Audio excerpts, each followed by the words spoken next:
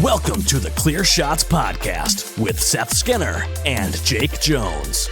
What is up, everybody? This is Seth from Clear Shots. Today, this is episode 82, and it's just us.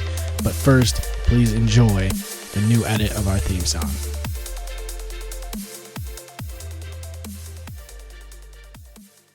Shit, these guys are good.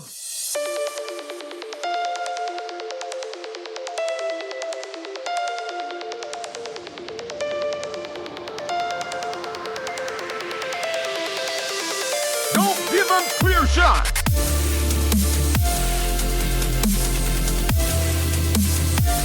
Not bad, asshole. Engage! Engage! Barley and Hop sounds like a name for a funny buddy cop movie. Yeah, it does, actually. Yeah, it does. Welcome to the Clear Shots Podcast, everybody. We're back. Well, for you guys, it hasn't been any time at all. It's just been regular time. We took a solid 2-week break. Our whole lives are different. We're different people now, and this podcast is going to be completely different. That's why we got a new theme song. Yep, we got a new theme song. Well, it's the new same intro. theme song, but it's... Anyway, I'm Seth the... Mossy Oak. I'm Seth Mossy Oak Skinner. And I've got Zubas on, and I'm Spread Eagle. Mm-hmm. Yeah. So I'm a big Mossy Oak fan now. Now I look like I hunt. I finally got my own pair of sunglasses.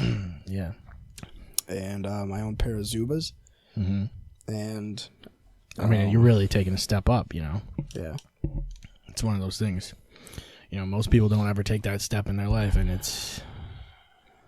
You know, I feel like it's time. Usually, it's a step back for most. But I'm stepping But for you, forward. you were already way down there, so... Yeah. Yeah, you got to move up at some point. So anyway, by the way, I haven't read anything about Antonio Brown yet, but he's playing, right? His whole helmet thing, because I remember reading about his helmet. My back. I imagine he has to play, but it's like I read this thing like a while back where he was like bitching about how he has like a 10-year-old helmet and like the NFL doesn't want him to use it because it's not like It's regulation not safe. Yeah. So he was like threatening to not play and shit. Yeah. It's like that's the guy you want on your team. Like, you know what I mean? Like that's the dude who really cares about the team. I was reading that was all for Hard Knocks. It's got to be for something because you don't just fucking make that shit up and like, dude, it's a fucking helmet. Like he was talking about how like it the other helmets like make it harder to see the ball and shit. It's like, dude, what are you talking about? Like they all have nothing in front of your eyes. I don't think Antonio Brown is that crazy. I just think he's a fucking idiot. He's trying to be one of those like personality wide receivers, you know? Yeah, the diva. because He wants to be a diva. Because that worked out for every other one. Yeah, of course it did. You know, if you catch balls, you catch balls. And catching balls. Speaking of catching balls. I had to I shifted my package when I went Spread Eagle, and when I sat up, it was a little misconstrued. Yeah, it's definitely off kilter. Yeah. So, well, I'm sure we got a bunch of shit to talk about now. I did write some cool stuff down that I wanted to mention. like what? Oh, the fucking yesterday there was this giant boom here, right? And apparently it was like a meteor or some shit. That was at work. And I didn't hear it because I was in Big Lots. Yeah.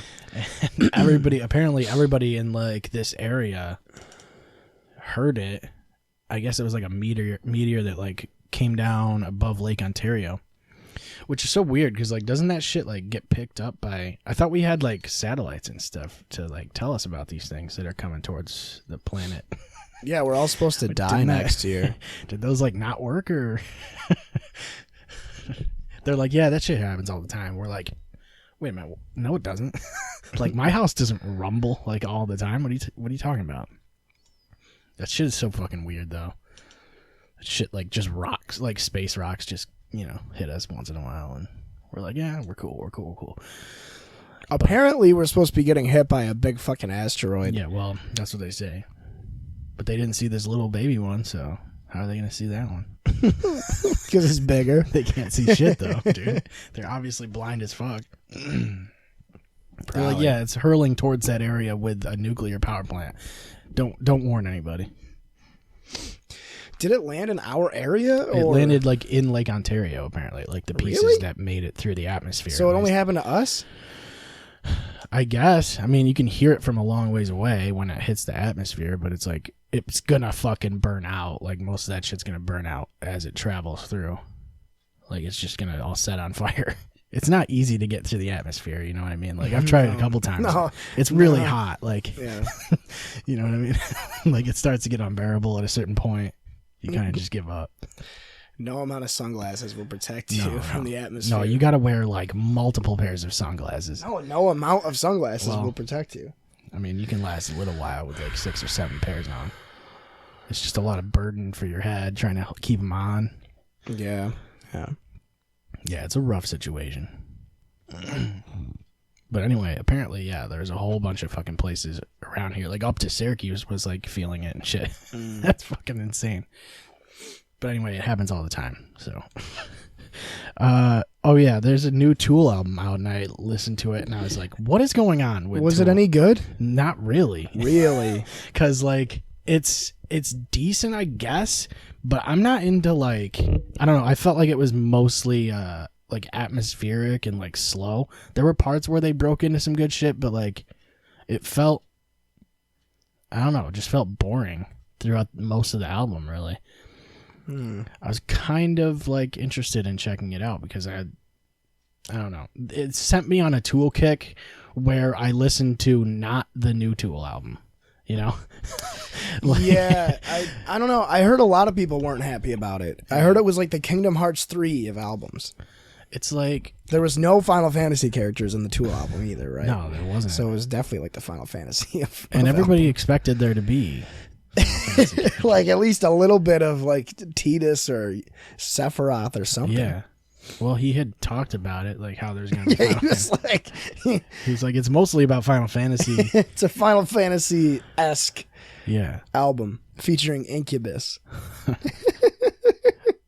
Yeah, a lot of it was just like atmospheric and kind of slow, and I don't know, wasn't a big fan. Maybe I'll give it another listen, but I listened to it out of order. I had it on shuffle on accident, but still, it wasn't really doing it for me.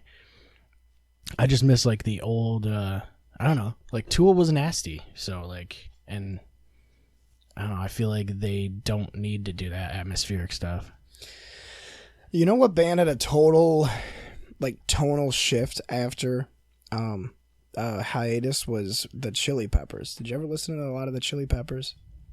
Like, not really. I mean, mostly it's the hits. Yeah. You know?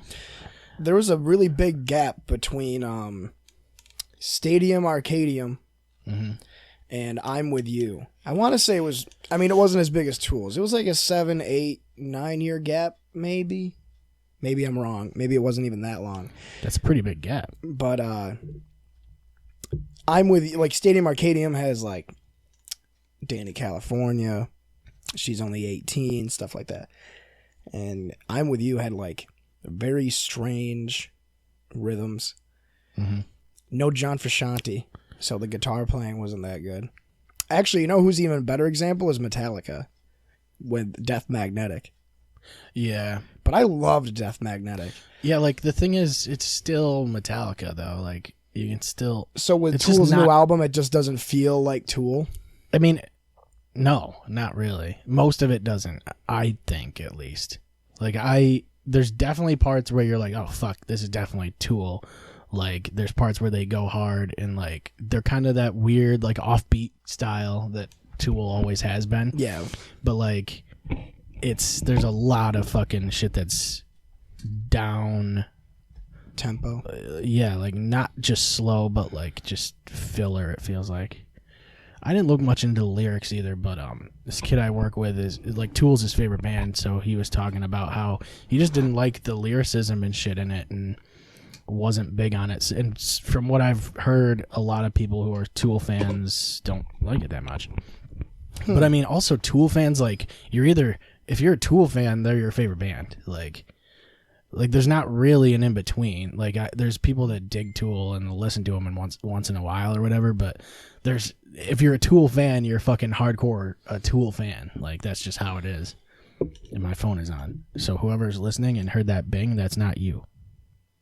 Or it might be actually, because you might have got a message at the same time, but highly unlikely. Yeah, well, it's not. I fit into that other group. I literally only know one song, and it's the one that goes. That's the only song I like. Schism.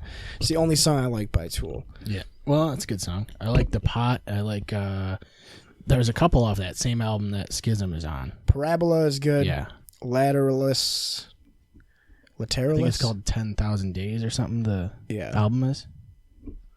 10,000 Days is a good song. That song, if you have a really good sound system, play 10,000 Days and just crank it, because your entire house is gonna shake for sure. Really? I think the opening of that song is literally just bass, and they're trying to like fucking make you actually die from vibrations. There's some cool stuff. That was what the boom was. Was just maybe someone was playing 10,000 Maybe the Days. Meteor was playing 10,000 Days on its way through. They're like, yeah, we don't like the new Tool album, so the new Meteor isn't a big fan, so they play the old ones. They play all the hits. The greatest hit, Tool greatest hits, 2019. Pink Floyd did that too. They had like a 20-year gap between the Division Bell and the Endless River. Mm-hmm. But the Endless River was like 95% instrumental. And I think there was only one song with any actual vocals. What? I mean, and that's the thing is like sometimes like you don't, it's either, it depends on what that gap is caused by too. Like if the band like breaks up or goes on hiatus. That's basically what it was the Division Bell was like the last Floyd album. And then most of that album was just B-sides that they never released because the bassist died. Right. The bassist died, and then so they never released the music that they wrote, because they were writing another album, and they also had like basically half an album of unused stuff from the Division Bell and Momentary Lapse of Reason, and then they finally were like, you know what, let's just throw it together. Yeah, you might as well. You had the material already. So that's a sick album though, The Endless River. That's like one that you would listen to like with headphones on and just like cruise, because it's. Right. It's super. I think that's psychedelic. Floyd is that to me anyway, though. It's like a headphone band. Yeah. Zeppelin was like that too to me, though. Like I felt like I couldn't listen to Zeppelin just out of fucking without paying actual attention to it, you know. Yeah. And that was for me. That was Between the Buried and Me. I couldn't get into Between the. I actually didn't like them at all until I started like sitting down and actually paying attention to their music. So there's a fucking thing where. The degree that you listen to the band definitely has an effect on how much you enjoy them. There's certain bands that are like, at first glance, you're like, oh, it's all right. Yeah. But if you have to sit down with it by yourself, if you're like listening to it at a party or whatever with like 7 other people, you're going to be like, oh, that's cool. But until you actually sit and listen to it. That's how the Suicide Boys were with me. I fucking hated them at first. And then I finally was like, you know what? Fuck it. And I threw like their like top 25 singles on shuffle or whatever, and just like kept listening. It's give it an actual shot is what it is. And I don't do that enough anymore though. No. And you know what's funny is 9 times out of 10 when I actually give a band a shot, I end up listening to them all the time anyway. Right. Yeah. Like it happens 100% of the time. Yeah. Actually, like if I sit down and I'm like, all right, you know what, I'm gonna take an hour or so and listen to a bunch of these songs by this group. Or even if it's just a solo artist, I'm like, yep, immediately. You know, it's like if you're going to sit down with some Dierks Bentley, you know what I mean? Send it's it. Send it. I have to listen to so much country music at work, though. But I did that at Ponderosa, too. Like, they would play country music all the time. But now it's like, if you work long enough, you're going to hear the same song like 4 times on, like, iHeartRadio or whatever they do. Yeah. How do you like your new job? It's pretty cool, I guess. It's kind of boring sometimes. Literally, like, my department is warehouse, so like technically I'm supposed to just be in the warehouse, but like they basically merged 2 jobs together, so I'm also like a floor person. So I basically just walk around and be like, oh, do you need anything? Like, do you need help with anything? Finding X, Y. I don't say that, but Do you want to? do you guys need to find X or Y? You just throw a dictionary at them. Yeah. But then the rest of it is like, oh, this person needs a propane refill. Go do that. Or like, this person needs horse feed or whatever. Go get that in the back. Horse feet. Horse feed. Oh, I don't think we have horse feed. Just like cut the hooves off of them. Yeah. Well, we'd have to get a bunch of horses. Yeah, you have to get a bunch of horses that don't want their feet anymore. Yeah. I feel like most horses want their feet. Yeah, they do need them most of the time. Yeah, but it's the whole thing's just customer. They can't regrow their feet, can they? No, I doubt it. I don't think they can. No, that seems like pretty difficult, actually. But when you work in like a retail store now, it's like you're competing against Walmart or like an online retailer. So like your whole thing has to be based on customer service, basically.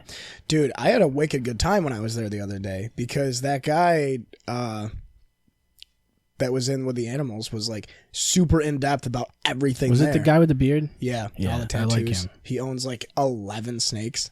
Mm-hmm. That was wicked awesome. Spent a solid hour there, and he was explaining everything. Yeah, the store is like kind of cool too, because most people don't even go in there, but like it's got some cool shit. Like there's literally like a bunch of small animals and reptiles and shit. And birds. Yeah, there are birds. They rule the skies. They rule the skies. Yeah.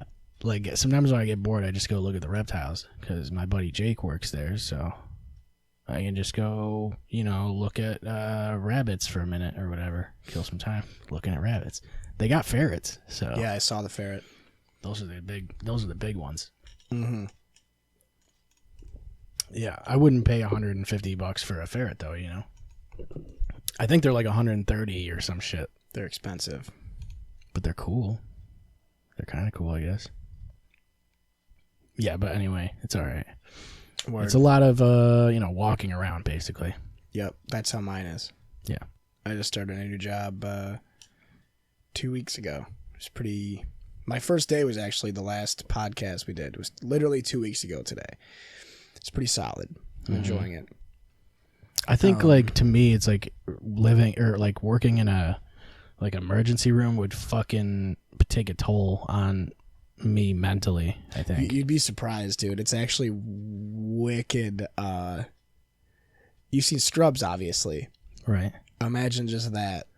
It's literally such a... Because I was expecting the same thing. My first day, I was freaking the fuck out all day. I was like, dude, I'm going to watch so much fucked up shit. And like, I didn't really see anything that bad until Sunday. A guy came in with cardiac arrest, and they had him hooked up to a CPR machine, which I didn't even know existed. And it looked like a huge giant piston was like caving his chest in because it was a machine performing CPR. And I was like, fuck that. And I literally froze. I froze. I was freaking out. There was blood all over. I was like, yeah, no. But then yesterday, so that was Sunday. I wonder if that I would imagine performs it better than a human would because there's less margin of error, I would imagine. If it's just a piston. because when you shut it off, it still keeps going. So you can't get an EKG read when you have that on. So when you shut it off, you have to shut it off and then like rip it off the guy. What happens if it like goes into overdrive? It's just like yeah, it fucking starts pulverizing the dude. So then like I told everybody after I froze at the first arrest I saw, I was like, I'm not doing that again. Like next time we have one, I'm gonna be there. And of course yesterday it happened. And I was like fucking all in, dude. We had to gown up so that way we didn't get blood and fluids all over us. Yeah. And so we're all sitting there. We're wearing these like fucking, we're wearing full gloves and these fucking splash guard masks and this like, felt really good, man. What kind of gloves are we talking here? Vinyl. Oh, okay. Those are the good ones. But it just feels good. I mean, I get to just help people. It's awesome. Yeah. I mean, I get paid well. I don't get paid as much as people think I get paid, but I get paid decent. Right. But, I mean, it's just 12-hour shifts. I just got done working a huge fucking stretch. I worked fucking last Tuesday. I did last Tuesday, Wednesday, Thursday, Sunday, Monday, Tuesday. And then Friday and Saturday I was in the kitchen, which is hilarious. Like I go from working in the emergency room, and then the next day I just like put on a chef's hat and I'm like, sick, I'm gonna make some sandwiches, grill some burgers. Still have the same clothes on, Yeah, blood just covered covered, in blood. semen covered. Covered in cement. You're like, what can I give? What kind of sub do you want? Yeah, I should just blow my nose in it. But no, it's fun. Like there's something crazy about, like, because everybody is working together at the same time to do the same thing. Yeah. But you'll have 9 people in the operating room, and every single person is doing something different, but everyone's cooked on adrenaline and just synced up, and it's like this crazy fucking dance almost. It's like it's like choreography. It just plays out perfectly. Yeah. Because like when it happens, you're just like, yep, here we go. This is what I've been trained to do. And it just goes. And then it's over and you make jokes about it and you eat a burger and then you go back to work. Yeah. I mean, it's so weird when you switch to a job that's completely different from what you've done in the past. Yeah, I've never done this. Because I don't know shit about horses and fucking... Yeah, yeah. You know what I mean? Like, I've never had a horse. But like, have you ever seen one? I think I've seen one, yeah. But it's like I'm selling, I'm trying to sell people like certain dog foods and shit. And it's like, I don't fucking really know that much about dog food. Like, why would I know that much about it? But now I kind of have to. It'd be really funny if it's like they're like, hey, what's the difference between this dog food and this dog food? And you took like a handful of each one, and you like that one's a little it. tangier. It's like Trailer Park Boys when they're drinking the gas. Yeah, diesel and like they know the difference. Yeah. Diesel's a little sweeter. Yeah. Yeah. Fuck. Yeah, it's weird. I didn't realize how, like, I never was in a job where I talked to people either. No, like customers. So like it's a little weird, but like I kind of caught on to it real quick. It's honestly, if you know where everything is in the store, that's all that matters. You just be like, oh, what are you looking for, and then you just show them where it is. It's a pretty simple job. So are you on my side with that whole argument with Swamp now then? I mean, the argument was essentially it sucks. It also is necessary, right? Is that what you were saying? I was saying that it makes me feel good that I can help people. I'm totally probably wrong because I was smashed in that episode, but I'm pretty sure that was the gist of what I was saying, was that I like it because I get to help people. And I think Sean's argument was that it's, my argument was that even if people are assholes, it's still not that bad. Right. I think that was my argument. Well, there's definitely assholes. There's assholes everywhere. Yeah. We had a couple of them in today. We had a couple of them in. Like, they just, because you can't, like, if they swing at you or throw shit at you, like in their psychotic you can patients, only throw kicks. They only no, you can't do anything. So, like, you can have someone just, like, rip out their IV and run out the door, and all you can do is call the cops and hope they catch them. You can't roundhouse kick them? No, you can't do anything. Oh, I thought you could roundhouse kick, but no, not I wish. throw Only punches. obliques, dude. You can only do it if you hit with the heel. Yeah.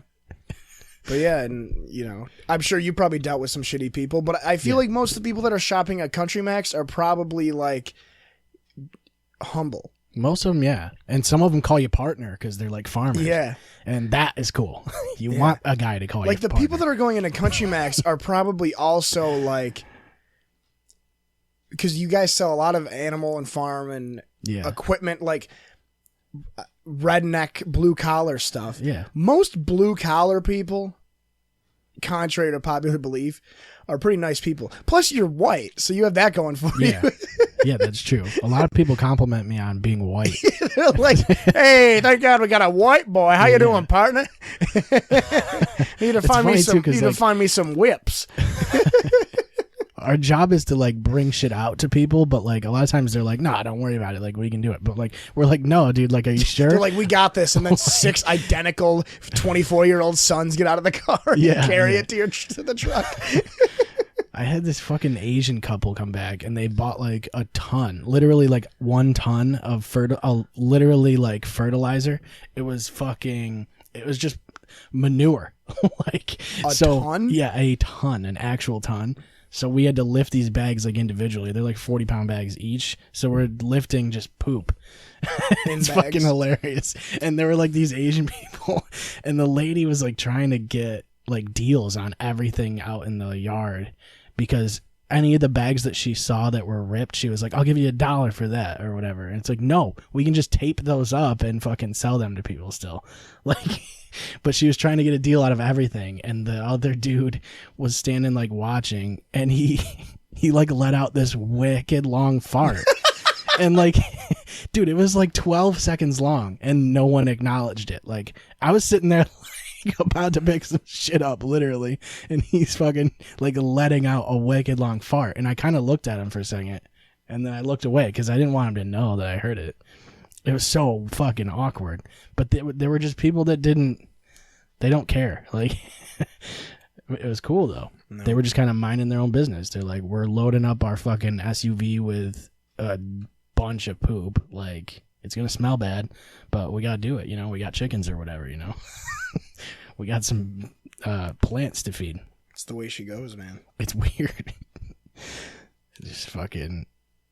The dude I work with knows like a little bit of Mandarin too, so like he could hear some of the shit that they were saying. It's fucking hilarious. I hate that. I had to deal with because they think that you can't. Yeah.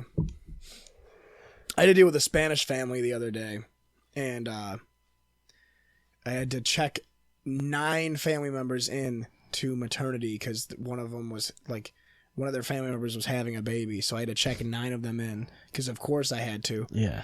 And the guy that I work with is Puerto Rican, but he looks white. He looks like Vinny. He's like a quarter Rican. He looks like Vinny if he was taller and didn't have tattoos. That's literally what this guy looks like. and a little whiter. Well, would you say he's 3/4 Rican or 1/4 Rican? Dude, he's mostly Puerto Rican or mostly? He's mostly white. Like, I didn't even know he was Spanish. He speaks fluent Spanish. Yeah, that's pretty And weird. So he's with me while we're checking all these people in, and we bring them, we check them and we bring them upstairs, and like, they're all just giggling the whole time, especially the girls. Like, the women were all giggling the whole time. I was like, what the fuck? Were they talking about? And something was funny, And he was just like, dude, they want to fuck us. And I was like, no. And he's like, no, I'm kidding. They were talking shit the whole time. And I was like, why didn't you just keep it at they wanted to fuck us? Like, yeah. Why did you have to be honest? He's like, they were making fun of your haircut. I was like, but my haircut, I was bald. Like, yeah, what haircut? What haircut? I'm bald. Of course, if there was my eyebrows, I'd understand. But that guy with no hair, he's got a funny haircut. Yeah, fuck that guy. Fuck you. I guess, wouldn't you do that too, though, right? Like, no, because, well, if I could speak a different language, yeah. No, because if it was us in like some other country, we just and they didn't speak English. Yeah. No, want to know why? I feel like because anybody and everybody, if you're in a room with people and you don't speak their primary language and they're speaking it in front of you, 99% of the time you're gonna assume they're talking shit, and 100% of the time they are talking shit. Yeah. Otherwise, they'd be speaking the language that you understood. Well, yeah. I mean, I think they understand that you assume that they're talking shit already, so you might as well just talk shit. That's also fair. You got me there. I don't have a rebuttal for that one. Yeah, I backed you in the corner there. You did. I've been playing this wicked sick game lately. I had to stop because I literally have not had time. So I wake up at 6. I shower, shit, shave, have a cup of coffee, clock in at 7. I get home at 7.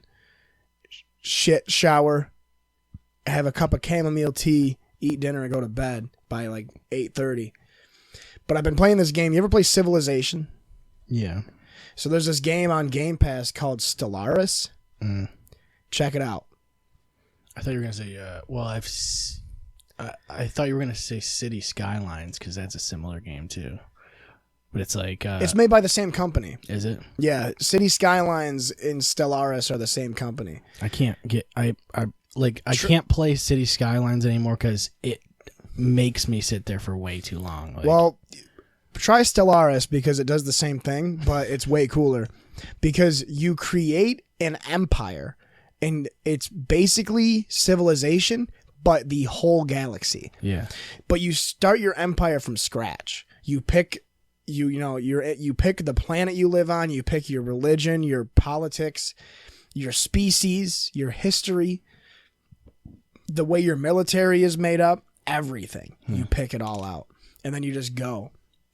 And the whole goal of the game is to just conquer the galaxy. And I've had it for... What happens when you get conquered? Do you lose?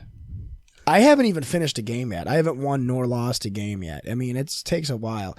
I started playing it last... it was 2 Saturdays ago I started playing it. And I put probably... I was out of work for 2 days, and I'll get to that story next. I put a solid like 20 hours in 3 days in one game, and I wasn't even like a quarter of the way through like where I was supposed to be. People on Reddit are saying that one full game can take like 60 hours. But like really by the time you like, I've played probably 5 separate games, and each time I've gotten to a point where I'm like, I'm not going to win. So then you quit and you start a new one. Yeah. Like you literally learn as you go. Yeah. That's the same thing in any of those games. Like even Roller Coaster Tycoon back in the day, like I'd get to a point where like I'm losing money. Yeah. And there's kind of really not much you can do. It's like I was playing Skylines and like I was trying to figure out why all the water was fucking getting like shitty. Like all the water supply was poisoned or whatever. Yeah. It's like what you can't at a certain point there's so many people that are sick and shit. You're fucking screwed, so start over. Yeah. Yeah, I did even Game Dev Tycoon or whatever, sometimes you get fucked. Thing with Game Dev Tycoon, and I know the last time I played it when I was over here I was using a guide. Yeah. The thing with Game Dev Tycoon is that like it's so easy to just cheese the game and coast. Right. You can come back because you know how to. Yeah. You know a formula that works. But you can also beat the game without beating the game, if that makes sense. Because like as long as you retire with a net, or no. How far does it go? Like what gen does it go to? It goes like does it go up to like PS3 and PS4? It goes 30 years in game, so it goes up until PS5. Oh. It goes until like the year 2030 or some shit. But you can beat the game without beating the game. I think beating the game is like having, for each generation, having one of the top selling games per generation. I don't think is there an end to the game, or does it just let you keep going? No. Maybe when you get I got to a point where like I created 2 MMOs. One of my playthroughs, I just made like 2 series, but just kept making banging sequels, and then turned each series into an MMO, and then literally sat there until the game beat itself. Like I think when you make $1 billion of like net or gross income, what's take home income? Is that gross income? Yeah, I think so. Yeah. So when you make $1 billion in gross income, I think the game ends. Maybe. I know you get an achievement for it. That's a fun game though, because every time you play it's different. Because you only start with like 5 different genres. I think it's different every time that you start, which ones you start with, right? Yeah. Yeah, so it kind of like is tough at certain points. There's like over 100 different it's like genres. You're stuck like making like murder mystery fucking. Yeah, like mystery 2D. text-based mystery sci-fi games. Yeah, like what is with steering wheel support. For like the Sega Genesis. Mono audio. I think it's fucking hilarious that you have to unlock mono audio in that game. Yeah. It's fucking stupid. Yeah, the audio before that is 0 speakers. Yeah, that's the one thing. I wish there was a way to start off like present day. I hate that you have to start off with like the Commodore. I don't know shit about that era. It's like the early 80s. I don't know shit about that, which I guess adds to the challenge. I guess. But at the same time, it's like it's not as fun because I don't give a fuck what games came out on the Commodore 64. At least start with like the NES or like the Super Nintendo. I don't know. I guess. But there was I wanted to get into the story. I don't know if I told anybody. I didn't want anybody to freak out about it. I think I put it in the guys' night chat. I almost died 2 weekends ago. I was drunk and I left the bar and I bought a jar of pickles and a bunch of other munchies and shit. Oh God, here we go. And I got home and I really had to recipe shit for disaster. And I dropped my bag on the ground as soon as I got in my living room. Ran to the bathroom and had explosive diarrhea. Took a shower, got out, and then like started putting my snacks and shit away. And I reached into the bag and I grabbed the jar of pickles I bought, and it was cracked as fuck.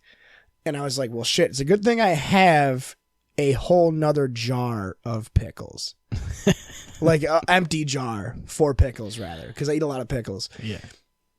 So I pour all the juice in to the other jar, and I start putting the pickles in the jar. But before I put the pickles in the jar, I reached in to eat one, and a shard of glass went right into my left index finger and through my artery. Now, I don't know if you know this, Seth. I don't know if you know this, listener.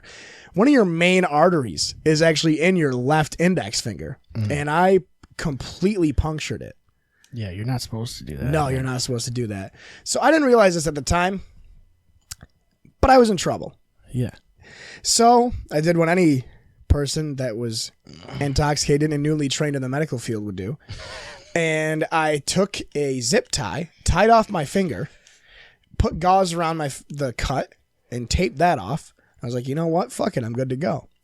So throw my Hot Pocket in the microwave, turn on my Xbox, start playing UFC. And all of a sudden, I'm like, man, my controller's kind of sticky. And I look down. The gauze was completely saturated in blood. Yeah. And I mean, I put a solid like half-inch layer of gauze around my whole finger, and it was completely red, like as red as your shorts right now. Yeah. And I was like, that's not good. And I fucking and I had a tourniquet on my finger too, which made it even worse. I took the tourniquet off, the zip tie, took the gauze off, and I'm just squirting blood all over. Yeah. And I'm like, oh fuck. So then I wrap the cut back up, and I'm like, I don't want to walk to the hospital. Yeah. For sure call a limo or something, you know. Well, for sure I called my father. And for sure I was like, I only live a block away from the hospital. Yeah. I could have totally walked there. The last thing I wanted to risk was losing so much blood on the walk there that I just bled out. So yeah, you don't want to do that. I tied my finger off again. I called my dad and I'm like, Dad, look, I go, I'm kind of drunk right now, but I need your help. Don't panic. I go, I think I'm bleeding to death and I need you to out. bring me to the hospital. And he goes, okay. So I throw clothes on, put my hospital badge on because I figured that would be smart. I thought I didn't do it, but drunkenly I thought, dude, I could just walk into the ER, right? And like I got in the truck and immediately I was like, I brought my badge. I don't know why. They're going to have to admit me anyway, but fuck it. So I wore my badge. They got me in. By this point, I had a dish towel wrapped around my bleeding finger. And this was saturated. And I was feeling very lightheaded. A little bit woozy. Very woozy. So they put an actual tourniquet on my finger, and that slowed the bleeding down. Yeah. And then they put stitches in it, and like, you know, took care of it and everything, and sent me home. It was like a 40-minute process. All right, you're good to go. So I got home at like 4 a.m. They're like, you want any? We have these complimentary pickles. I get home at 4 a.m. First thing I do when I get home, I press the 30-second button on my microwave and I eat those 2 Hot Pockets in my microwave. And I went to bed. Yeah. Figured I was all right. Wake up. I'm feeling a little weird. Get dressed. I had to work in the kitchen that day. I didn't have to work till 11, so I wasn't hungover or anything. I get to work. And I walk in, and the first thing, both cooks are sitting in the office, and they're like, "Are you okay?" I go, yeah. I go, it's a long story. I tell them exactly what I just told you guys. They're like, you look like you're still drunk. I go, I'm not still drunk. I go, I'm probably pretty hungover. They're like, no, you look fucked up. I go, it's fine. It's whatever. I'm just hungover. I have significantly less blood. Yeah. I didn't know this at the time. I didn't think about it. So, I fucking grab a Gatorade. And I grabbed a Gatorade and ate a breakfast sandwich. I thought I was fine. So I'm in the cafeteria for the hospital. And I had to work the register, and I'm working the register, and one of the nurses is coming through to get lunch. And at this point, something was wrong. Because not only was she talking to me, but it sounded like I had my ears covered. Like, I sounded like she was talking to me and I was underwater. Yeah, like a muffled thing. Like a very muffled tone. And it wasn't until I looked right at her that I understood what she was saying. And she said, are you all right? And I looked at her, I go, no, I lost a lot of blood last night.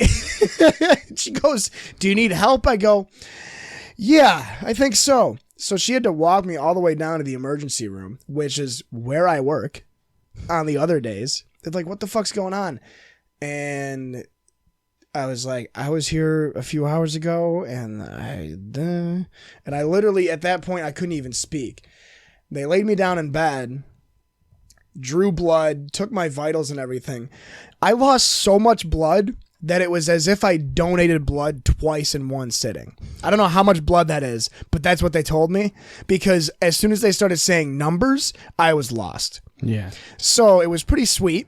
What happened was, from noon that day until 4:30 that afternoon, I got to lay in a hospital bed, get pumped up full of benzodiazepines because my heart was tachycardic, whatever the fuck it means. My heart rate was going from 150 over 112 to 80 over 60 every few minutes. That's not good at all. It's very not good. And I had to sit there. They had to pump me full of anti-anxiety drugs and blood pressure medications. And I went through 3 IV saline drips. And the physician was basically saying, he goes, it's a good thing that you came to work today, because I was going to call in. That's what I told him. Mm-hmm. Because it's a good thing you came to work, because if you stayed home, you would have just kept bleeding, basically. No, I would have just, I had, is half my fault. Because I was drunk when I got home, and I was drunk when I was bleeding out, which made my blood thinner. Which means I lost more blood that way. But since I lost so much blood, wrung out the thing back into your back into the cut. Well, what happened was I was drunk, I was bleeding out, and through bleeding out, not only did I lose blood, but since I was losing blood, I was technically getting drunker, and I had severe alcohol poisoning, which is makes sense. Always a good thing. Yeah.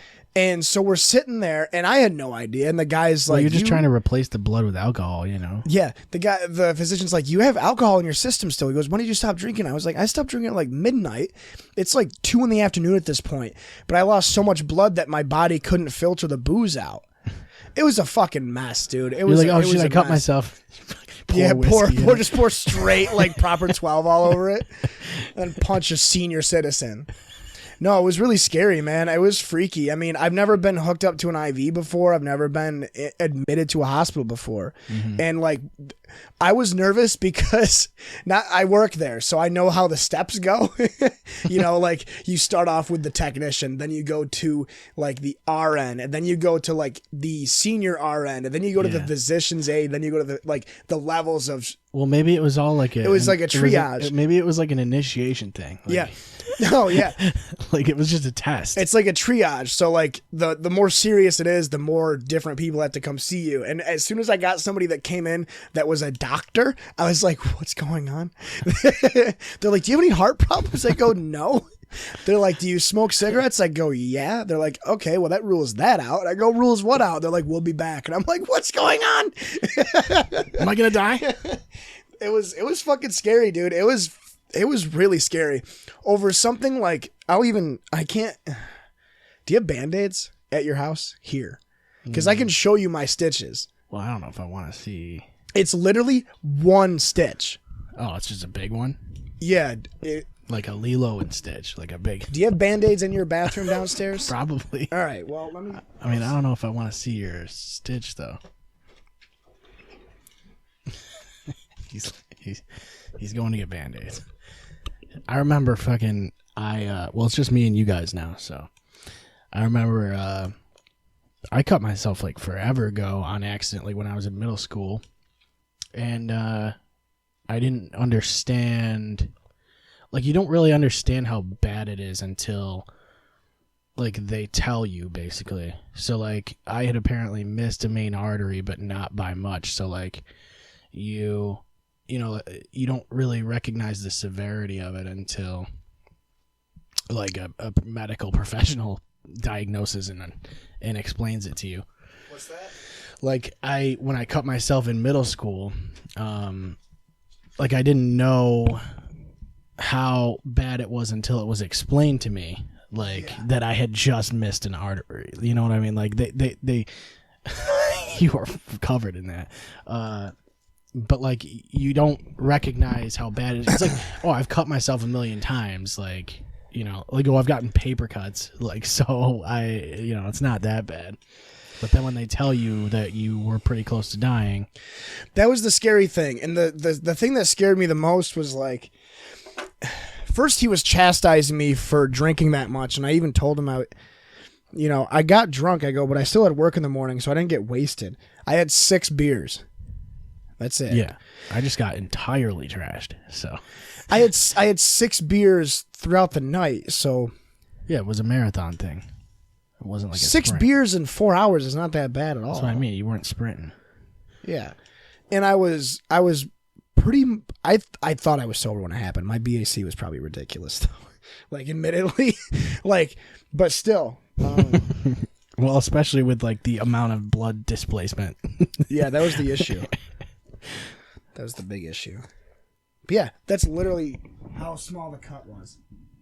It took one stitch. Yeah, that's not big at all. No. I remember I had like 4 or 5 stitches for mine. Yeah. It was an X-Acto knife. It was literally one stitch. Just fucking rips open on camera. Yeah, like starts spewing all over the place. Spewing. But yeah, long story short, I mean, it was just really scary. Drake and Josh. Drake and Josh reference. I haven't been that scared in a long time, especially when it's like people that... The scary thing to me was that it was not only people I knew, but it was people I worked with that were concerned.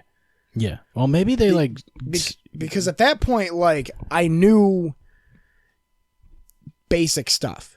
And I knew what the triage meant and all this other stuff. And the fact that... You did not know that you shouldn't just wrap it up and continue to play video games.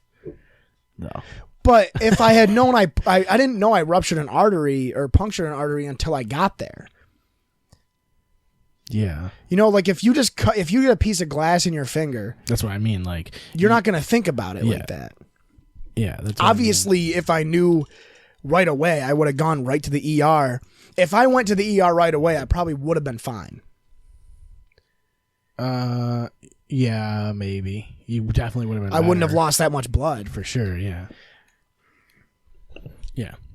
So to anybody who's listening, for sure, like if you're like losing blood or whatever, like you should probably like go to the ER. Yeah, like try and stop losing. If you don't want to see me, go at night. Yeah, make sure you cut yourself at night. Yeah, I won't be there at night. I leave at 7 p.m. every day. But yeah, so that's my almost dying story. Mm-hmm. Pretty cool, huh? Yeah, it is cool. I think a lot of people have like almost dying stories, which is weird. That's like my. There is one where I fell off. I fell down the cliff by the cemetery on Mitchell Street. Oh, yeah. I almost died then, but that was mostly like.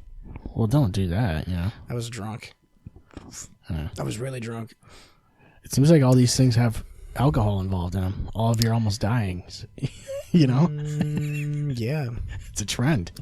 Can't say it's a coincidence. I mean, I guess it could be a coincidence, but no, there's not enough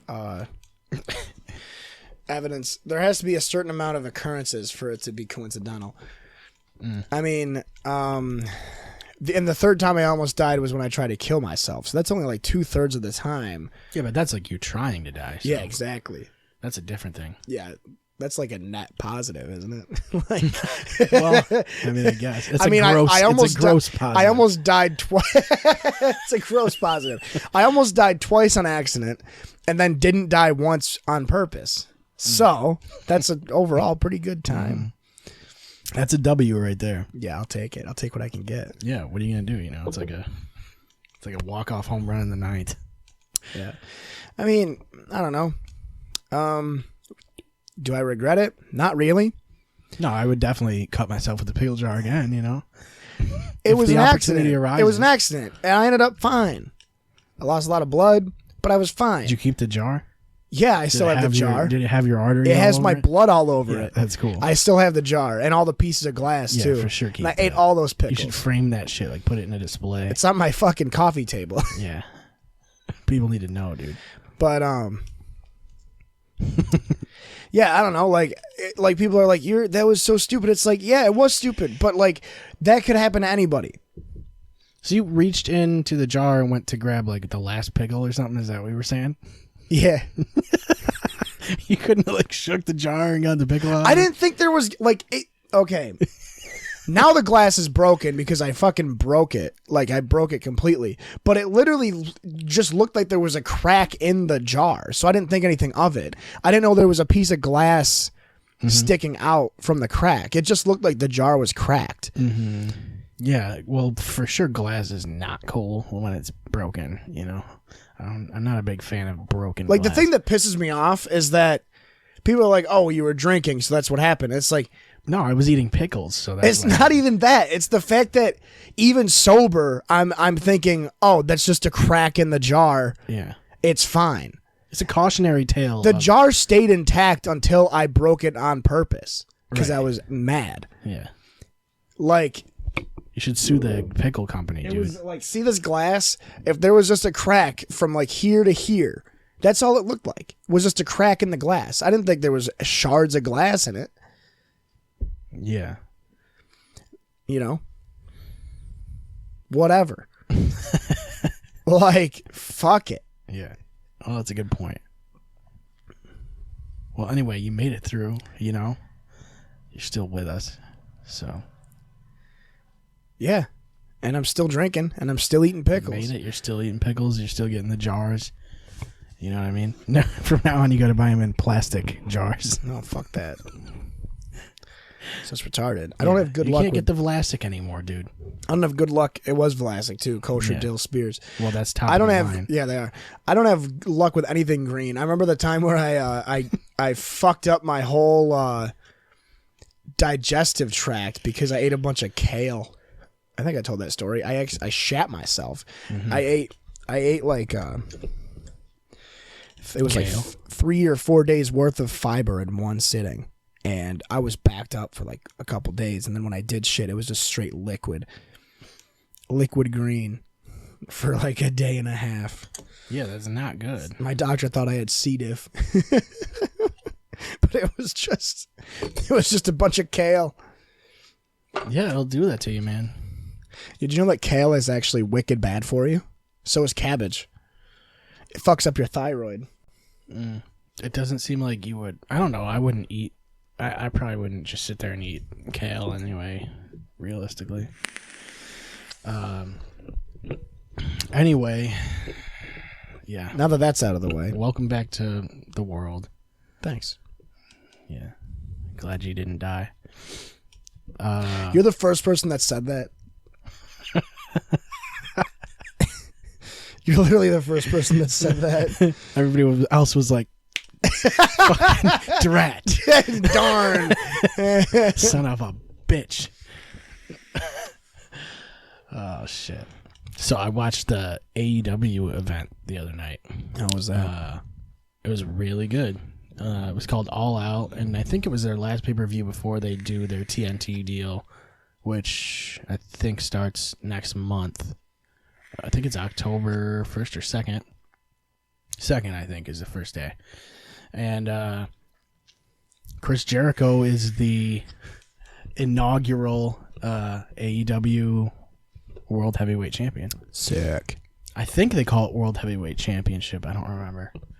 Maybe just World Championship. I don't know. But he won the belt, and apparently today he was in like an Outback Steakhouse or some shit, and the belt got stolen from his limo. So somebody right now has the AEW Championship, just walking around with it. So good on you, Jericho. I gotta say though, Jericho's probably one of my favorite. He's one of the greats. You know what I mean? He might be my favorite because, Like your favorite ever? yeah, I would say he's probably my favorite ever. He's definitely up there with me too. Yeah, I think really like if there's only a few guys I could like make a case for. I guess Triple H is up there, but I think Jericho just overall, like, he was so good mic wise and like in the ring he was wicked good, and he like I'm pretty sure, and he beat Stone Cold and The Rock in the same night. Yep. He fucking was like a WCW champion, a WWE champion.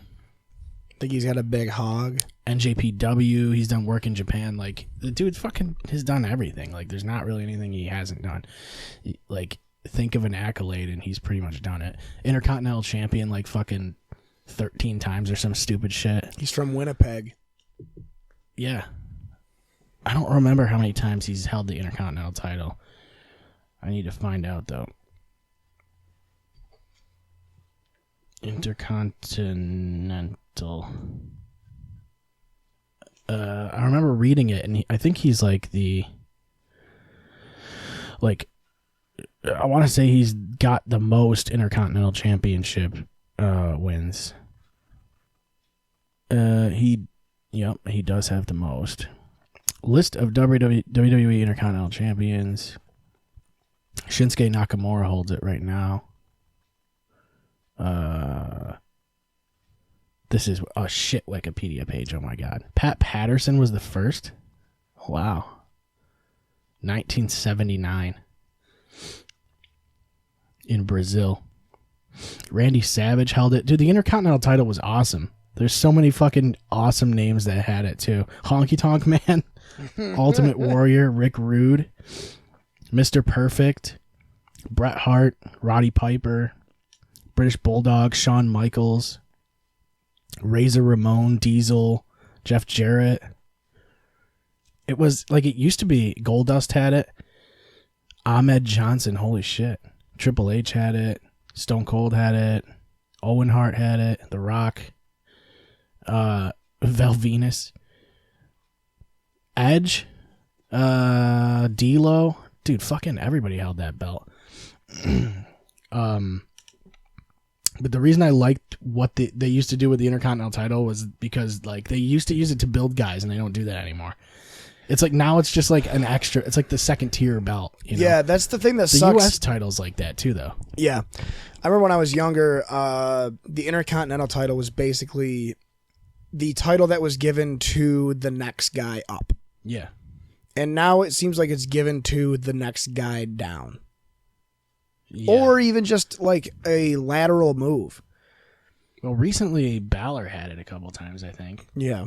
But that's because they don't want like the guy to. It's like the guy that they don't want to be the guy, or like he's taking a second spot to whoever the current like actual champion is. Yeah. A lot of times they have to do that because fucking Lesnar. Like, if they're gonna have Lesnar hold the belt and he's not gonna be there half the time, somebody's got to hold. Like, that belt has to be the like basically the primary belt. I don't watch enough WWE anymore to. I haven't watched it. I don't know. I was thinking about getting WWE Network again just to like see what's going on. I did like some of their like original stuff that they had on there, like some of their shows, like 24 or whatever, like WWE 24 or something they called it. Or they used to do the Stone Cold, like they used to do a Stone Cold podcast on there, and I don't think they do that anymore. But they used to do it like live right after Raw. Mm-hmm. It's like, I don't know. There's some cool stuff on there, and you can always watch like classic Raw episodes, like full episodes of the old fucking ones. But I like, I don't know. It's only $10 a month. It's like, really, it's a pretty good deal. I just wish that like it had everything on it, and it doesn't have. You can't have it do weekly shows because they're on the TV networks. But I mean, it's worth getting like once in a while, like just to see like WrestleMania or like a SummerSlam or whatever. Even then, though, it's like nowadays you can stream shit. I've noticed a lot of fucking streaming platforms are getting fucked over though, by like even if whether it's wrestling, like even the AEW pay-per-view was getting pulled like from Reddit and shit. But it's because like everybody they know about it now. So and how did they not in the first place? They didn't know it's not that complex. They didn't know it was as popular as it was, and then like I know Brendan Schaub definitely bragged about MMA streams all the time. Yeah. But then other celebrities were doing the same thing. And then that's when they realized, oh shit, everybody uses it because celebrities use it. Because I remember MMA streams wasn't a niche thing. It was just no one said that no one talked it, about it. And then you're not supposed to. As soon as celebrities and other famous people started talking about it, coincidentally they all start getting shut down. It's so weird though, because Reddit was like already a big spot, and all you had to do was search for MMA streams. Like there it is, first fucking one. Here's all the links to all the streams. The thing that pisses me off about the streaming services, like as far as the illegal streams or whatever, is that the people that can afford it are going to pay for it. So you're basically cutting out the people that can't afford it but still want to watch it. Right. Most well, of that's the the time. thing is like I can afford to get those things, but like they're overpriced, like a lot, especially UFC events. I'm not going to pay $80 fucking for an event that I'm gonna watch once to rent it for like 2 days for 48 hours or whatever. It's not gonna happen. Nope. Like the only thing I would pay for is WrestleMania. I would pay for WrestleMania. That's only $10 a month. $10, and they usually do like if you have a new account, you can just get it for free. Mm-hmm. So there's a ton of people that just keep making accounts, like fake emails, signing up for WWE Network, getting their free month, and then calling it quits, and then getting another fucking fake email. So I mean, potentially you can just get free WWE Network all the time. But even $10 is jack shit to watch WrestleMania. That's honestly, it's a great deal. Yeah. There was a thing I was watching yesterday. It's called The Nerd Crew. It's a Red Letter Media spoof show where they like make fun of all those podcasts that just talk about like TV shows and Star Wars and stuff. Yeah. That are like the Star Wars insiders or whatever the fuck.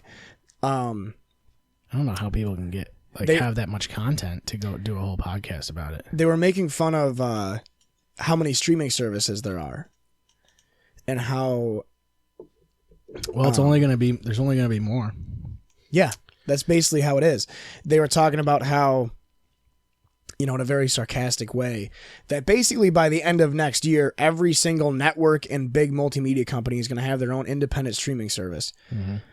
And they're also not going to get subscribers. People are going to just stop go back watching to pirating certain things. Yeah, or that. Just get a fucking go to uTorrent or something. Or just, like you said, stop watching stuff. Because all I want to do is binge watch Scrubs right now. Right. But I don't know what that's on. Is that on Hulu? I don't think it's on anything right now. Yeah. It might be on Hulu. I do like the way that Google works now, where you can type in a show and it'll show you all the platforms it's on. That's dope. I didn't know it did that. It does for me, at least. It'll show it like right at the top, and it'll go like, oh, here's, it says right here, it says available on Hulu. Yep, it's on there. And it tells you if you're subscribed, and then all the other platforms. So it'll say Amazon Video, Vudu, YouTube, Google Play, iTunes, and it gives you the price right there too, which is pretty nice. I think you don't even need Prime Video to get those shows, though. Like, I could pay 99 cents and watch Scrubs, even if I'm not a subscriber to Amazon Prime.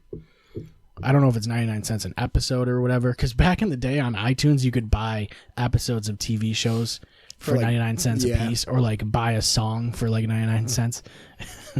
It's like, no, just buy the album, dude. Like, and most of the time, the album was $10 and there's 12 tracks. So you're better off just buying the album instead of buying each song. Yeah. I like that YouTube does that. Like, I watch clips from shows, mainly Scrubs. I mean, you can get it all on YouTube. It's it's like, oh, it'll tell you too. Like, if you watch a clip from Scrubs, it'll be like, oh, this is from season 2, episode 5. Buy the episode for $1, or $2, or buy the season for $20. The fuck? That was weird. My headphones suck. There was there's a kind of a cool integration that they have like on YouTube now, where you can, like, when you upload, you can pick like the category and be like, oh, this is a TV show, or like this is a game or whatever, and it'll categorize it, and like on the side of the video it'll say like, this is the game that is being played in this video or whatever. And because of that, you can click it and it'll show you like related stuff to that game. So I think that's what they do with TV shows, is they'll give you that, and then they'll give you related content to that show. And I mean, that's cool. I mean, I like YouTube does a lot of cool shit, but it's also like fucked in a lot of ways. The only At least for creators is really the problem. Like, users have it good. Yeah. The only problem I have with YouTube, or the only thing I buy on YouTube rather, is documentaries, because that's one of the only places to find basically every documentary you could want to watch. Like, they have all the 30 for 30s on there, and they're only like $5 a piece. Yeah. So I'll throw fucking $5 in and get the Bad Boy Pistons, or throw $5 in and get something about like another thing. Anything really. Literally anything. They've done a 30 for 30 on everything. So. Yeah. They should do a 30 for 30 on us. They should. Sick. And I've been talking to them, but they don't respond. Yeah, ESPN for some reason doesn't respond to random emails that they receive. I guess I was reading actually somewhere that YouTube is pulling their, like, they're making it so that if you are a company that like is constantly attacking videos for copyrighted shit just to get the revenue, you can't do it anymore. They're now making it so that you can claim a video, but you can't just immediately take all the revenue from it, which is good because that de-incentivizes them to start claiming videos left and fucking right. I mean, you're still gonna get flagged for fucking playing music or whatever, but it's fucking definitely a better move because there's gonna be less companies fucking going after everything with that algorithm. I mean, that's such bullshit that they can just pull all of the revenue from a fucking 3-hour video because you played 12 seconds of a song. It's a thing that should never been put in place anyway. No. And the thing that sucks, well, the problem is that they can't control all of it. They have to put something there. Like, there's no way to monitor all of it at once. There's too much content on YouTube, and there's too many creators. Like, anybody fucking can just fucking start uploading shit. I wonder how they detect like what is pornography and what isn't and shit. Because, I mean, I've never tried to upload porn, but I imagine there's an algorithm that picks that up and is like, well, that's a titty, so we can't upload this. Do they show tits on YouTube? Yeah. So you can show tits. You can't show buttholes, gaped buttholes. Dude, there was a fucking thing that Eddie Bravo was talking about on someone's podcast one day about how, like, you can't watch porn on YouTube, but if you look up the right things, you can watch porn on YouTube. And it was something like, you can't watch porn, but you can watch like 18 ejac. Yeah. You can't watch porn, but you can watch like blowjob tutorials. Right. You know, you can't watch porn, but you can watch like stuff that isn't naturally or organically sexual in any way, but you can still jerk off and watch it. Yeah, that's cool. I mean, you could just bypass that and like go to an actual porn site. You know what I mean? Like, you don't have to watch porn on YouTube. But if it's all you got, you know, if YouTube's the only thing, somehow if YouTube's the only thing you have, then... Yeah, right? Those poor fucks. Yeah, it's so fucking... It's just weird that, like, we now have such fucking quick access to anything, too. And it's funny because you can literally search for anything on YouTube and it'll come up. Like, you can find anything. Any fucking obscure-ass video game that you played, don't remember the name to, like, you can find it somehow on YouTube. Yeah, it's pretty crazy that, like, I found a clip from a TV show by literally typing in 4 words. Yeah, like maybe some of a quote or something like that. Yeah, and it's like, oh, here it is right here. Yeah. Bitch. It's pretty sweet, honestly. And then it cuts. The video cuts right before the good part. It does. What are we at for time? A couple years, I think. I guess. Not that I want to take a break. I can't read that far. Can't read. Does that say 1:59? There's no way we've been going for 2 hours. We started at what? 7:30? I don't know. Who the fuck knows? I can try and get out and look and see and get on and look and see. So, if it connects to my computer, an hour and 10 minutes. Really? Yeah, more or less. So, that's pretty cool. I have not eaten today, so I would like to do that at some point.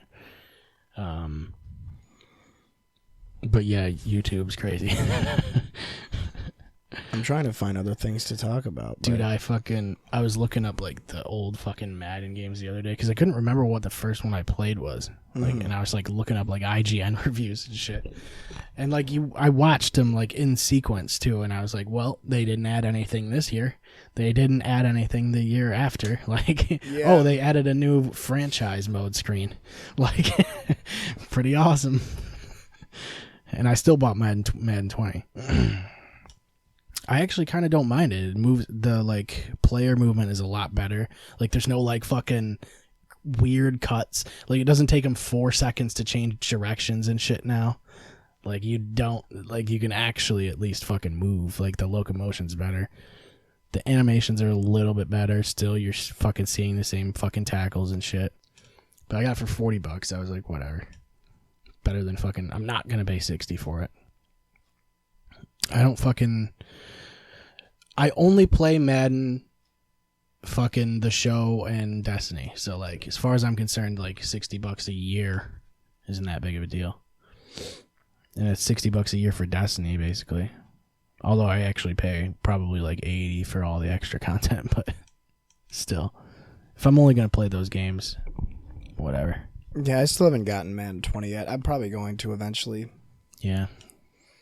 I don't mind it. It doesn't, I mean, fucking for sure you can make actual plays now, and the defense is tougher.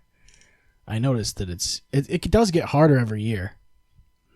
Or at least, I don't know, I can't tell if it's like, maybe I'm just not used to the game yet.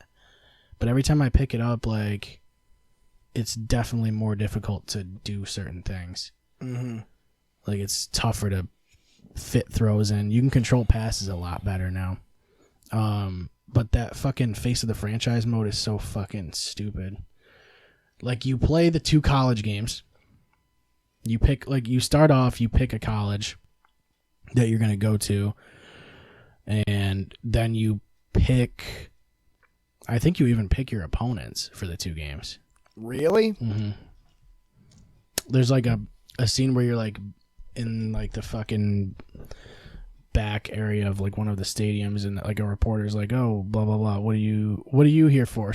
Dude, the story is so dumb too, because so the story is that you're a quarterback who has never played a game in college at all, and apparently like the fucking starter gets injured right before the game, before the national championship game, so you have to step in as a kid who's never played a game in college, win that game, then win the national championship game, then go to the NFL and be like a fucking, and be rookie of the year, which makes actually no sense at all. And then for some reason they threw a kid with cancer into the game.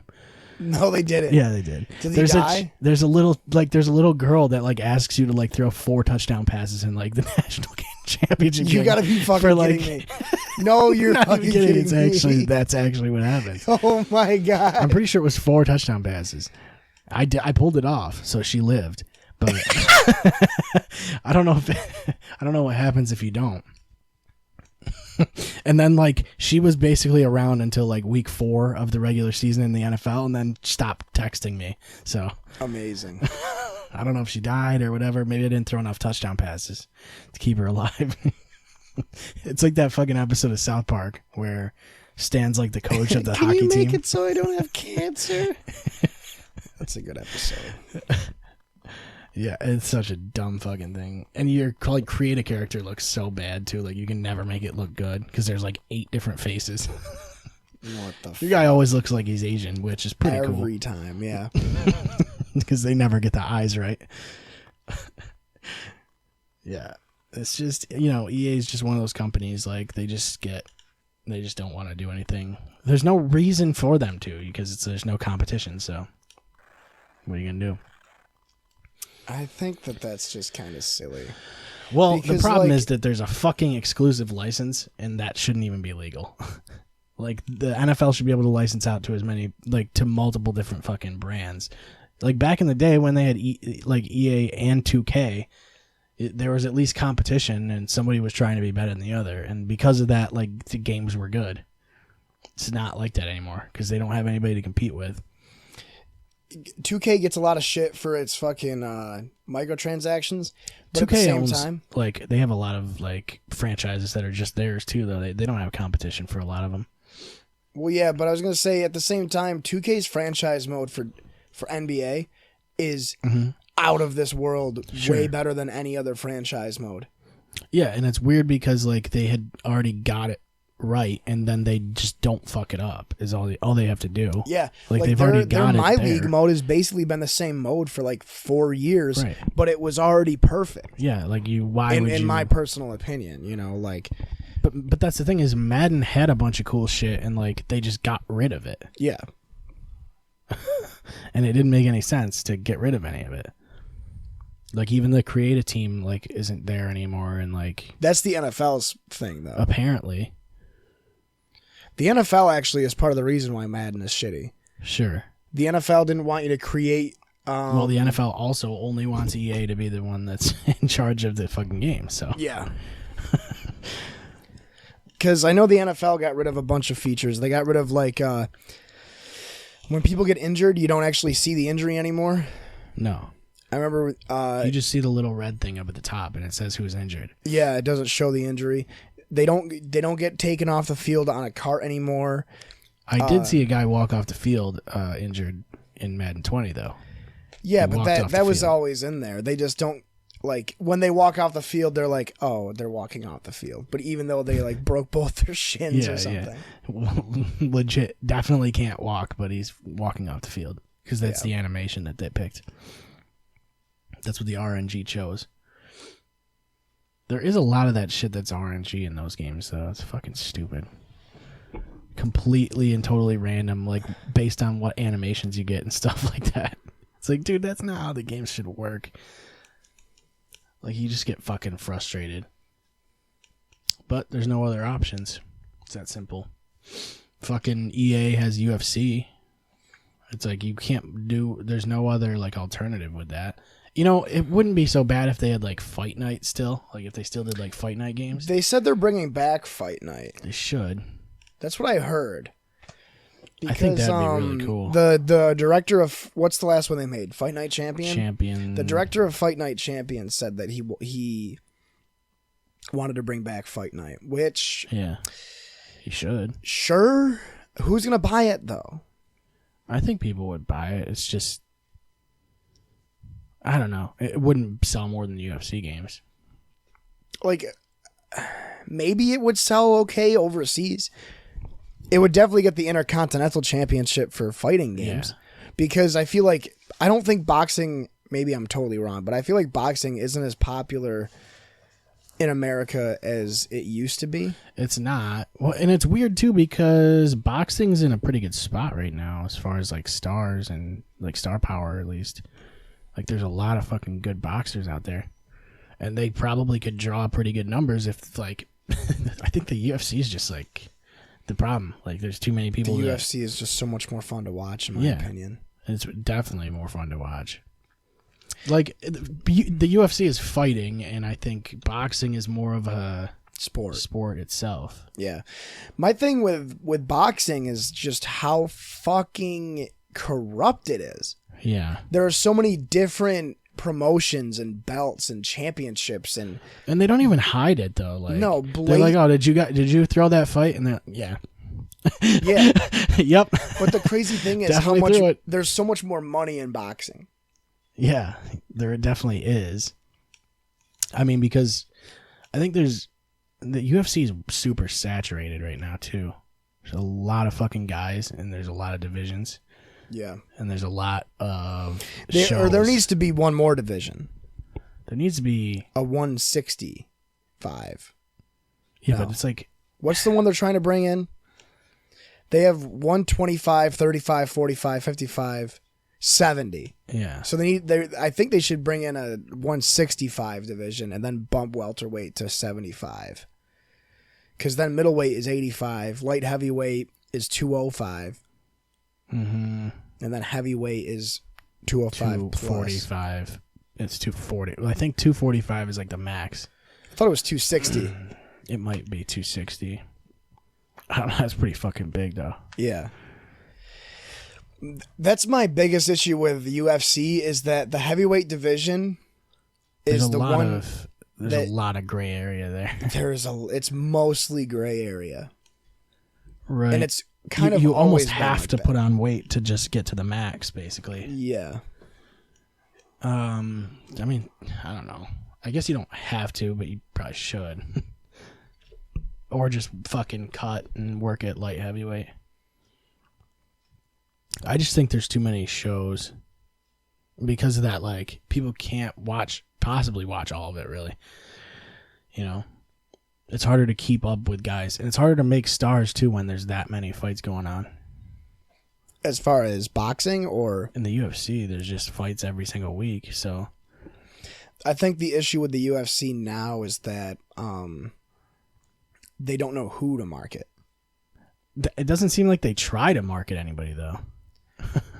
Like, it doesn't seem like they really try to push anybody. Well, it's like Stipe's a guy that they should really be pushing. well, they do fight nights 3 weeks every month, and then they do pay-per-views once a month. But like the fight nights, like this past one that just happened. Well, yeah, I guess like you said, they don't market anybody. I don't fucking give a shit about the women's strawweight division. So yeah, make it a main event on a fight night and have them fight in China with a whole Chinese card. Yeah. But at the same time, it's like, why should I wake up at 6 a.m. to watch that? There's no reason. Yeah. There has to be, and I was talking to Andy about this. It's never going to happen because it was the card that Stipe and Cormier fought on was one of the best cards ever. Yeah. But I feel like there should be 2 5-round fights every event. The co-main and the main. The co-main should be a 5-round fight. And the Chael Sonnen talked about it, but they should bring back the super fight belt, like a catchweight belt. Yeah, you could do that. But at the same time, it's like, I think every event, if not every event, then every pay-per-view should just have a fucking ridiculous, heavy-hitting super fight on there. Think about a Like, belt for get that, like a though, top is- contender from 2 different divisions and have them fuck each other up. You know? Get like a Romero and... But then you'd end up with a bunch of those belts, right? Because you'd have don't one even give them a belt sitting then. in... Don't you'd even have- give them a belt then. Then just have a super fight. Have the co-main be like 2 top-tier guys. Right. Maybe the number 2 contenders that have already lost out on a title shot, give them a big money fight. Well, I think they can push Diaz. They're going they to. really They're going want to push to. the fuck. I mean, it's going to be Diaz Masvidal. Yeah. That's happening. And then apparently Tony Ferguson is fighting whoever wins this Saturday. That's what they say. That's what they've been saying for years. Yeah. Yeah. Khabib and Poirier is going to be ridiculous. I think still got Khabib, dude. I think Khabib's going to win. I think Poirier is going to surprise people, though. Yeah. I think, dude, Khabib is just... there's too much control. Like, the guy's just insane. Yeah. The guy's literally been wrestling since he was fucking, like, he was jizz. Like, he was still jizz when he was wrestling. Mm-hmm. I mean, it's fucking just out of this world, like, the control. Like, I just watched the Conor fight again. McGregor and fucking Khabib. And I was like, this is, like, it's almost embarrassing, like, how he gets completely manhandled. Like, the wrestling is just, like it's pretty much uncontested. Like once he gets you down, like he has too much fucking control. His ground and pound like is ridiculous. He's constantly hitting you with shit. He doesn't really like, and even if he doesn't hit you hard with something, he's still fucking his like the number of times he's throwing at you is overwhelming, and it keeps you fucking from being able to think about what you need to do to get up. Yeah, he's a very he's constantly pressuring. He's super aggressive and super safe at the same time. It's very strange. Yeah. Well, also like the fact that he's so good at wrestling it lets him be a better striker. It opens up a lot of shit standing. Yeah, agreed. I think St. Pierre was the same thing. Like I think GSP was able to strike with certain guys that he really would have had no business striking with, because he had the threat of like a takedown at any point in time. So it gets them thinking like, oh, if he changes levels, he's going to try and take me down. I have to sprawl this. But like, basically I'm saying that if you can fucking wrestle, you'll be able to stand with guys that you shouldn't be able to stand with. Because there's a fucking that second dimensional threat. Like if it was just fucking Khabib versus McGregor in a fucking striking match, Like a swang and bang. Yeah, you got to take McGregor. I mean, really, a lot of people in that division, I would take their striking over Khabib's. Mm-hmm. That's what I mean, though. It's like it kind of puts him on par because he can wrestle so well. What's the thing with Nate Diaz? What is it about him that makes him so good? His cardio, his boxing. His cardio is insane. He's got insane jiu-jitsu that it doesn't seem like he ever uses. No, well he doesn't. He likes to strike. Yeah, I mean he's that kind of fighter. Nate Diaz is like one of my favorites to watch, and I think it's his charisma too. Yeah, there's just something about him. I don't even know what I like about him. I just love watching him fight. There's just every fight he's in is just awesome. He's kind of like Justin Gaethje. Yeah. Or Cowboy. Well, he doesn't even have to do that much to like hype a fight either. No. Like he just kind of has to be there.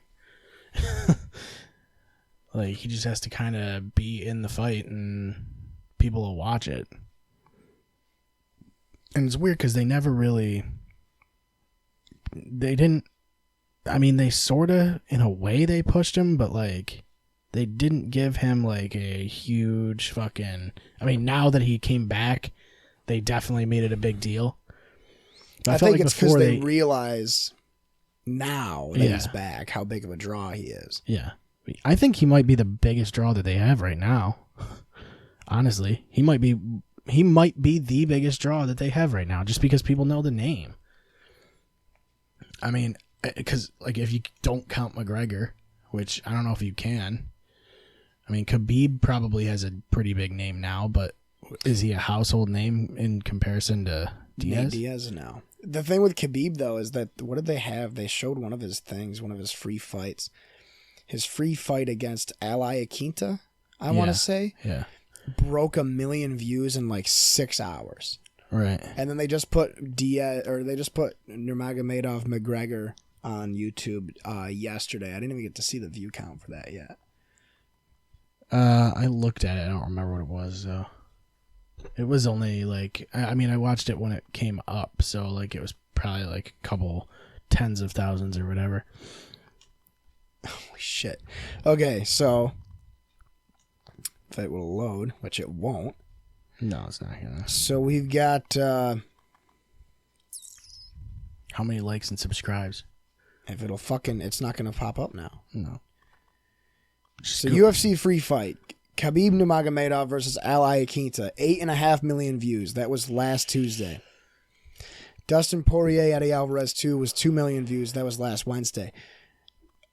Yesterday morning, McGregor Nurmagomedov, since yesterday morning, 6.6 million views. Mm-hmm. Yeah, that was the one I watched the other day. I mean, he just does so well at like wrapping your legs up too, so you can't stand.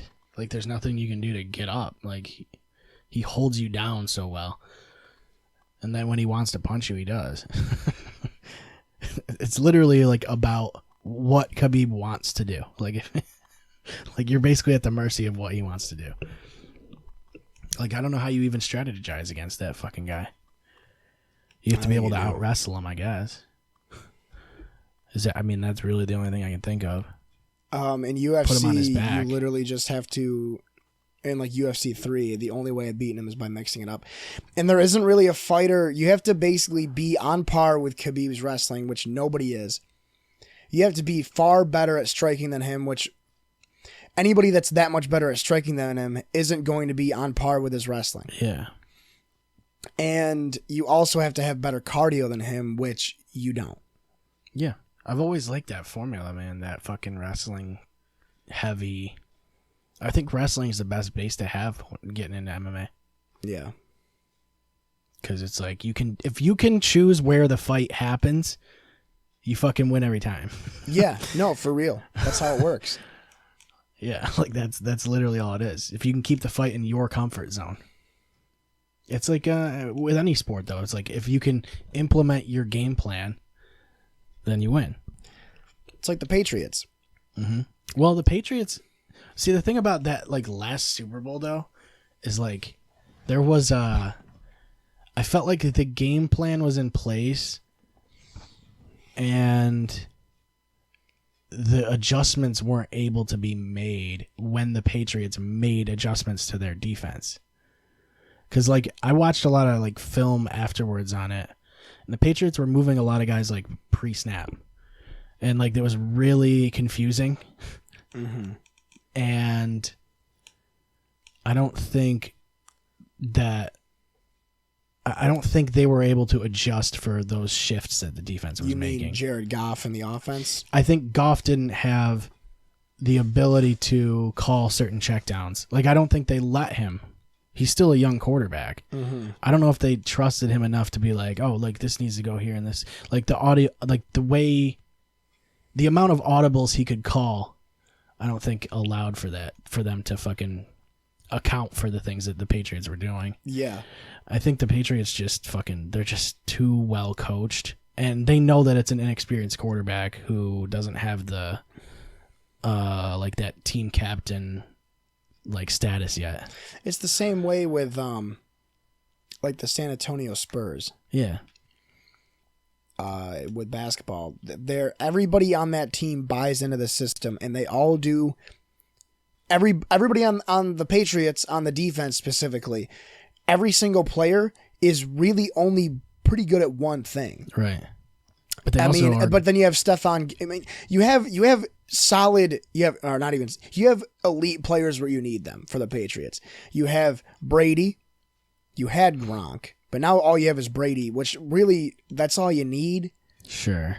You give Brady, who's still top 10, top 5, and then you give him above average guys in every other spot on the offense. We'll take it. Send it. You just need guys that can run the offense, as long as you have Belichick.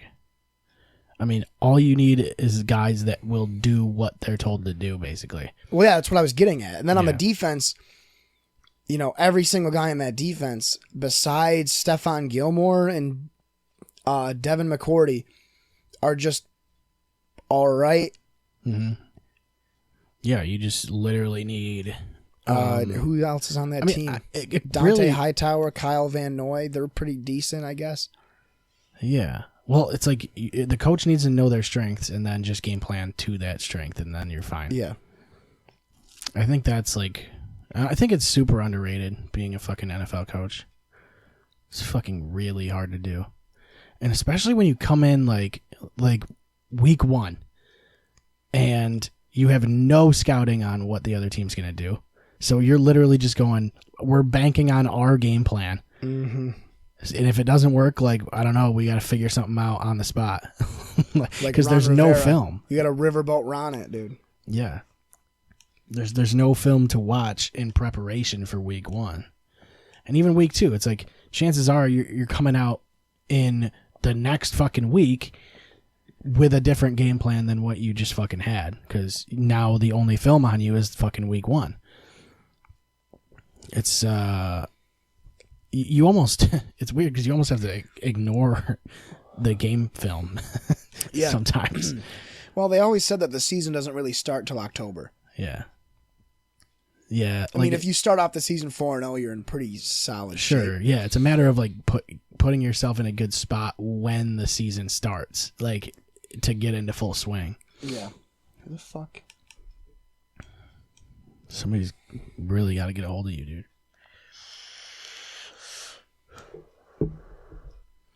All right. I'm going to take a break here. I don't think we have any advertisers this week. So Nope. We'll be back in a split second.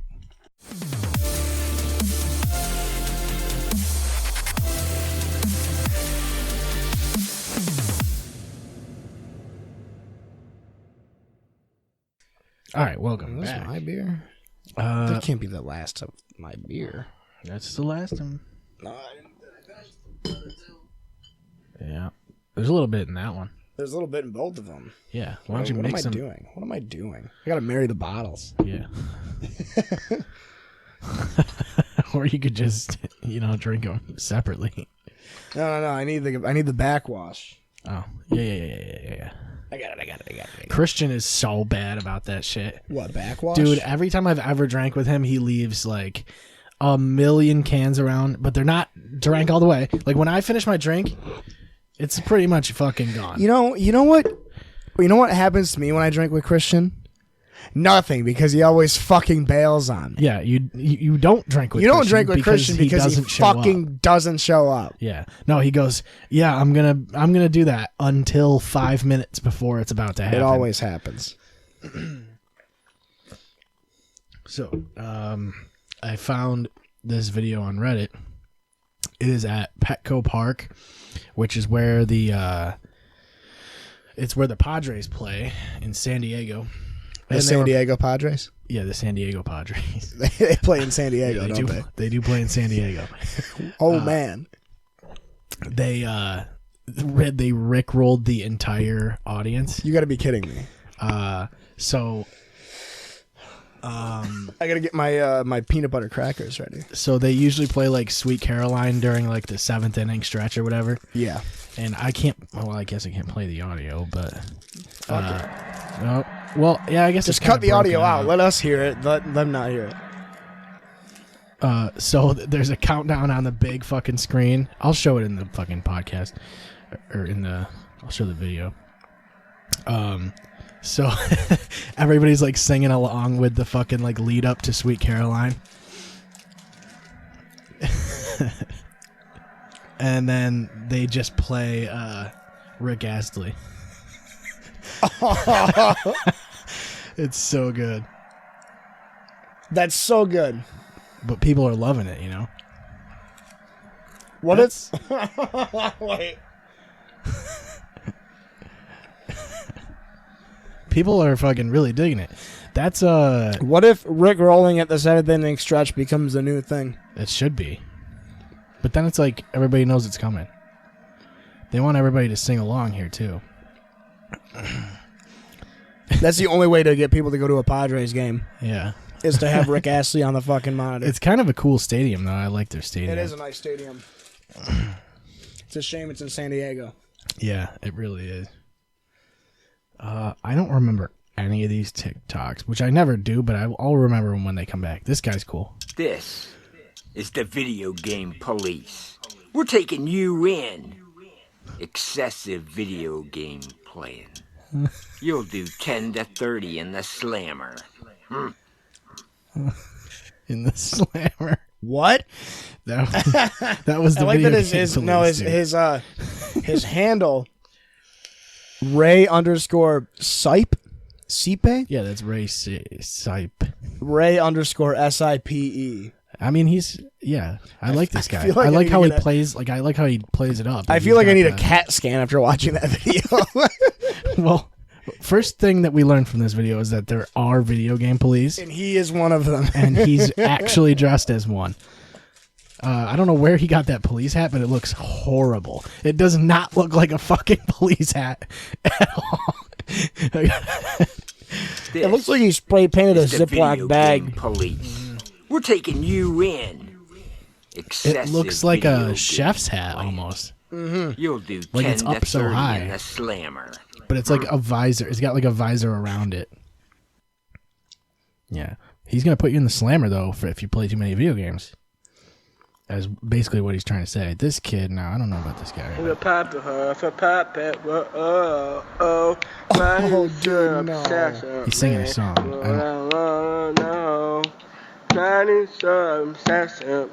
Oh yeah, I know that song. He does nail it though. Two You know what I things.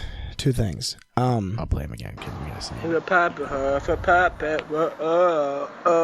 my obsession, man.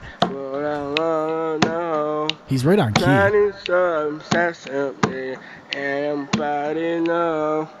Yeah. So he kind of kills it. And this still frame is What's up fucking with his awesome. eyebrow, and also does he have Down syndrome? I think one of his eyebrows is actually gone, actually missing. It took off one of those nights, one of these last few nights or whatever. I think for the answer for your second question, yeah, probably, most likely. So does this person Try not to laugh challenge. Ready, get set, go. try not to laugh?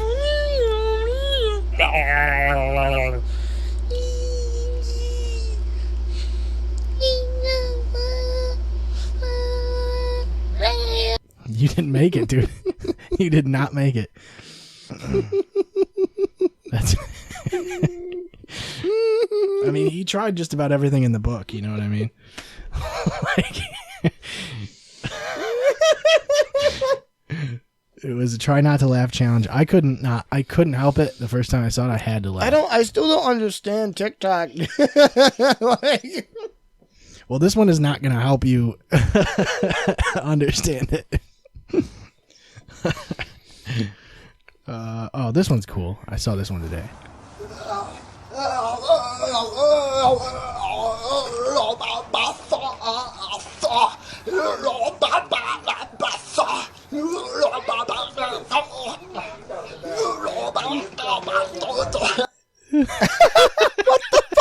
what do you do, man? Like, I am getting annoyed. That guy is so good. I feel like we're literally turning into your mom's house. Oh my And god. I have to just pull up videos of people getting hurt badly, like, to make up for this. Well, they do that on there too. I mean, Tom loves the horrible or hilarious. He loves the people getting hurt. I saw that guy dancing. He was making cool noises, and saved it. You know. I just don't understand it. Like, it's not even.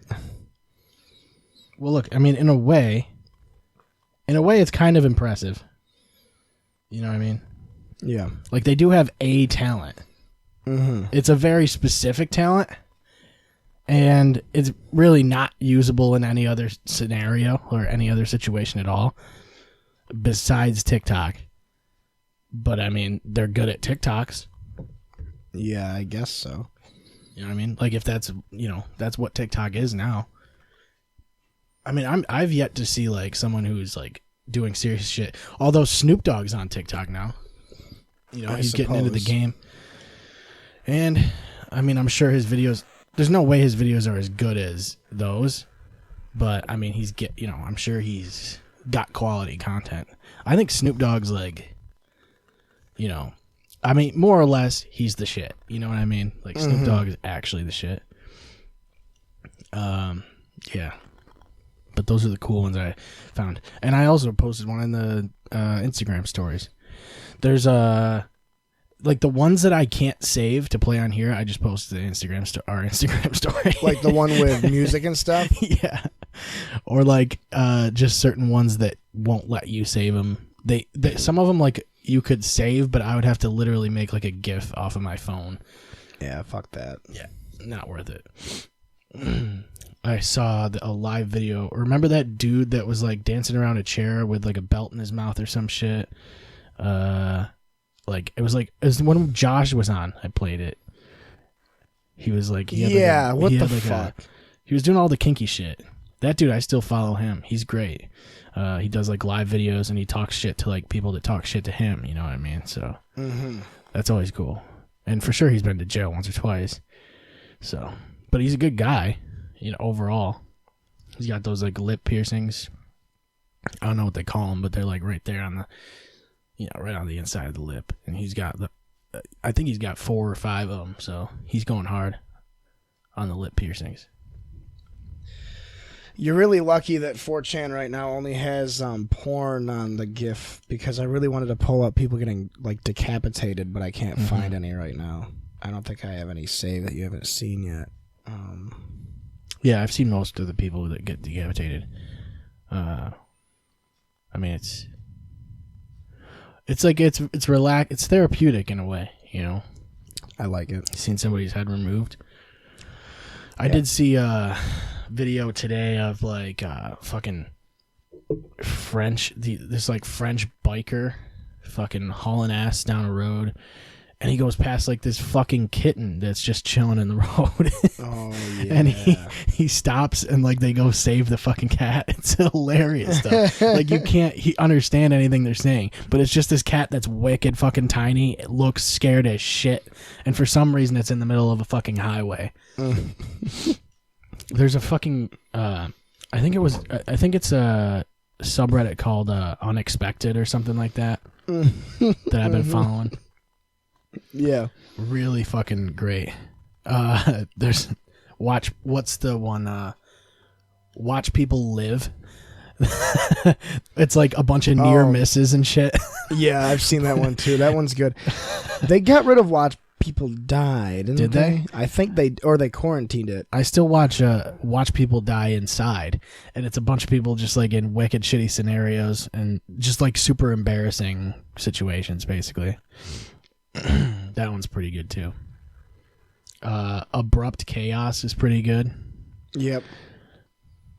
I basically like, it's funny because like my whole Reddit front page now isn't even like, it's not even sports or like games anymore. It's just random gifs of like people almost dying or like or dying.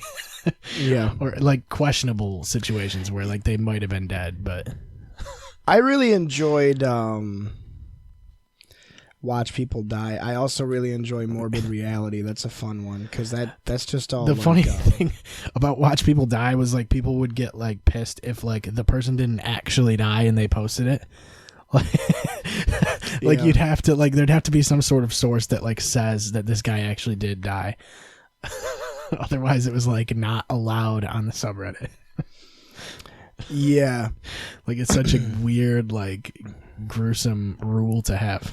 I think you like the Morbid Reality subreddit because that's straight up just news articles that are fucked up.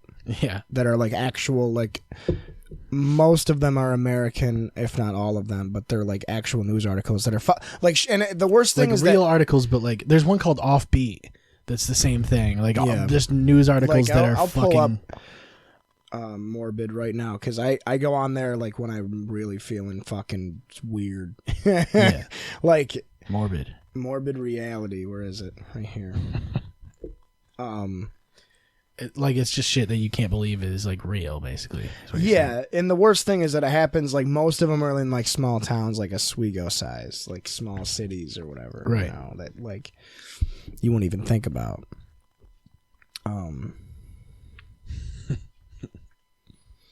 Let's see. I'm still laughing at the people like about to sing "Sweet Caroline." But, like, That's pretty good. I love when big fucking franchises like that fucking have an actual sense of humor and don't care. Like they'll do shit like that. Like Wendy's Twitter. You Yeah. know? Like they're like, oh, who cares? Like we're just gonna play with people. That's not like about their image being fucking PC and shit. We also didn't talk about Chappelle's special on here. We could talk about it.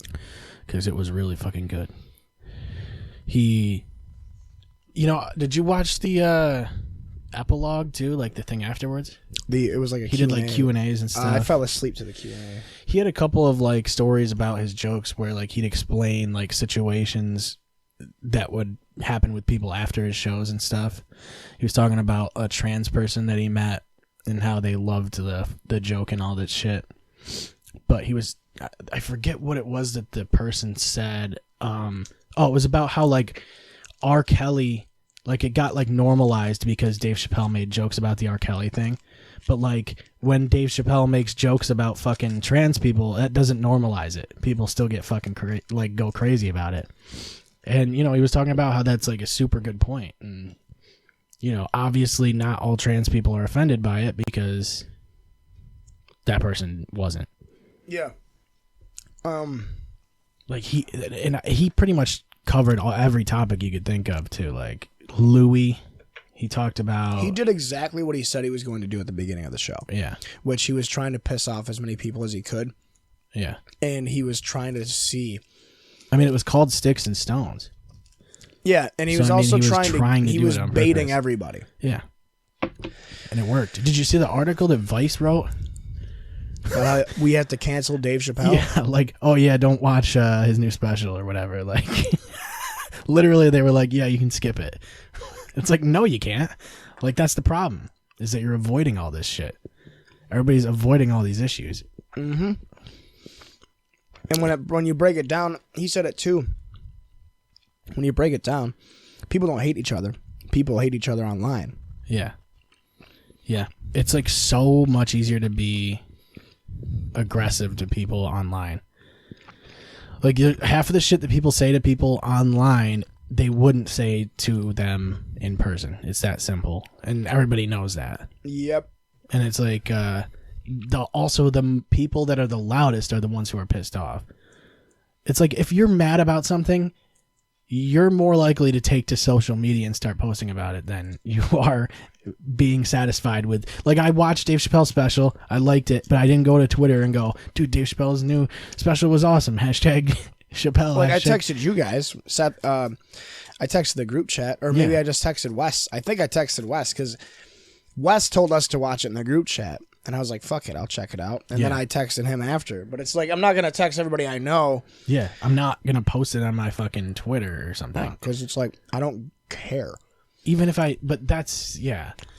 But, like, I know that there's a bunch of people that are like, I didn't like this. I'm going to go fucking post about it on Twitter and hope I get a bunch of retweets and likes and shit. And even if I didn't like it, I probably wouldn't post about it. My favorite thing is, like, he made a couple jokes that he made, like he said, he made one joke that made fun of everybody. Yeah. But he specifically made a few jokes that made fun of, like, middle class white guys. And it's like, that should have hurt our feelings, right? But I thought it was fucking hilarious because he was totally right. Yeah. About, like, about how school shooters are only white people. yeah, dude. I was like, yeah. It's a white man's game. That's what it was. I think I already said what my favorite joke he said was. Maybe it was off the mic. Yeah, he was talking about, like, the school shooters' parents and shit. Like, no, my favorite thing he said was about the school shootings, but he's like, yeah, they were saying they're doing the drills about what to do if there's a school shooter. And it's like, yeah, but aren't you just telling the school shooter what to do? How to kill everybody. Yeah, where do we all meet up again? Well, and I love the bit where he's, like, talking about heroin. He's like, yeah, with all these people, with all these white folks dying over heroin, it's a reverse of what us, the black community, dealt with back in the 80s with crack cocaine.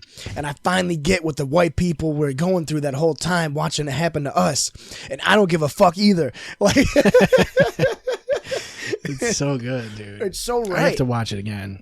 I want to, too. I'll watch it again tonight. I finally watched Bumpin' Mike's.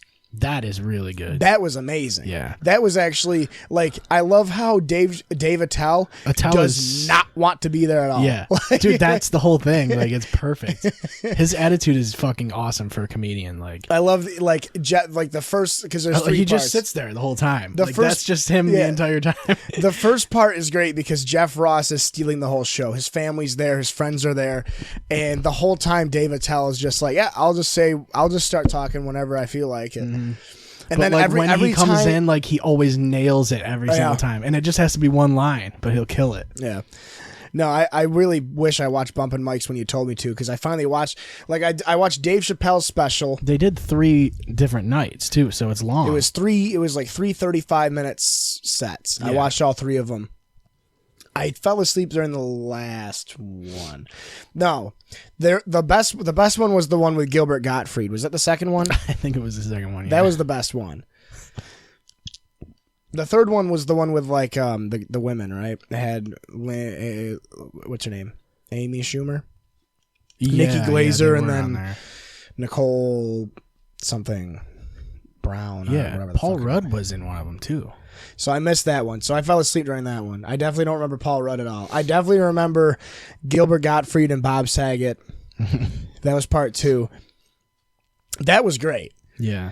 They have I don't know, dude. That Attell, like those two had a pretty good fucking chemistry. Well, they started together.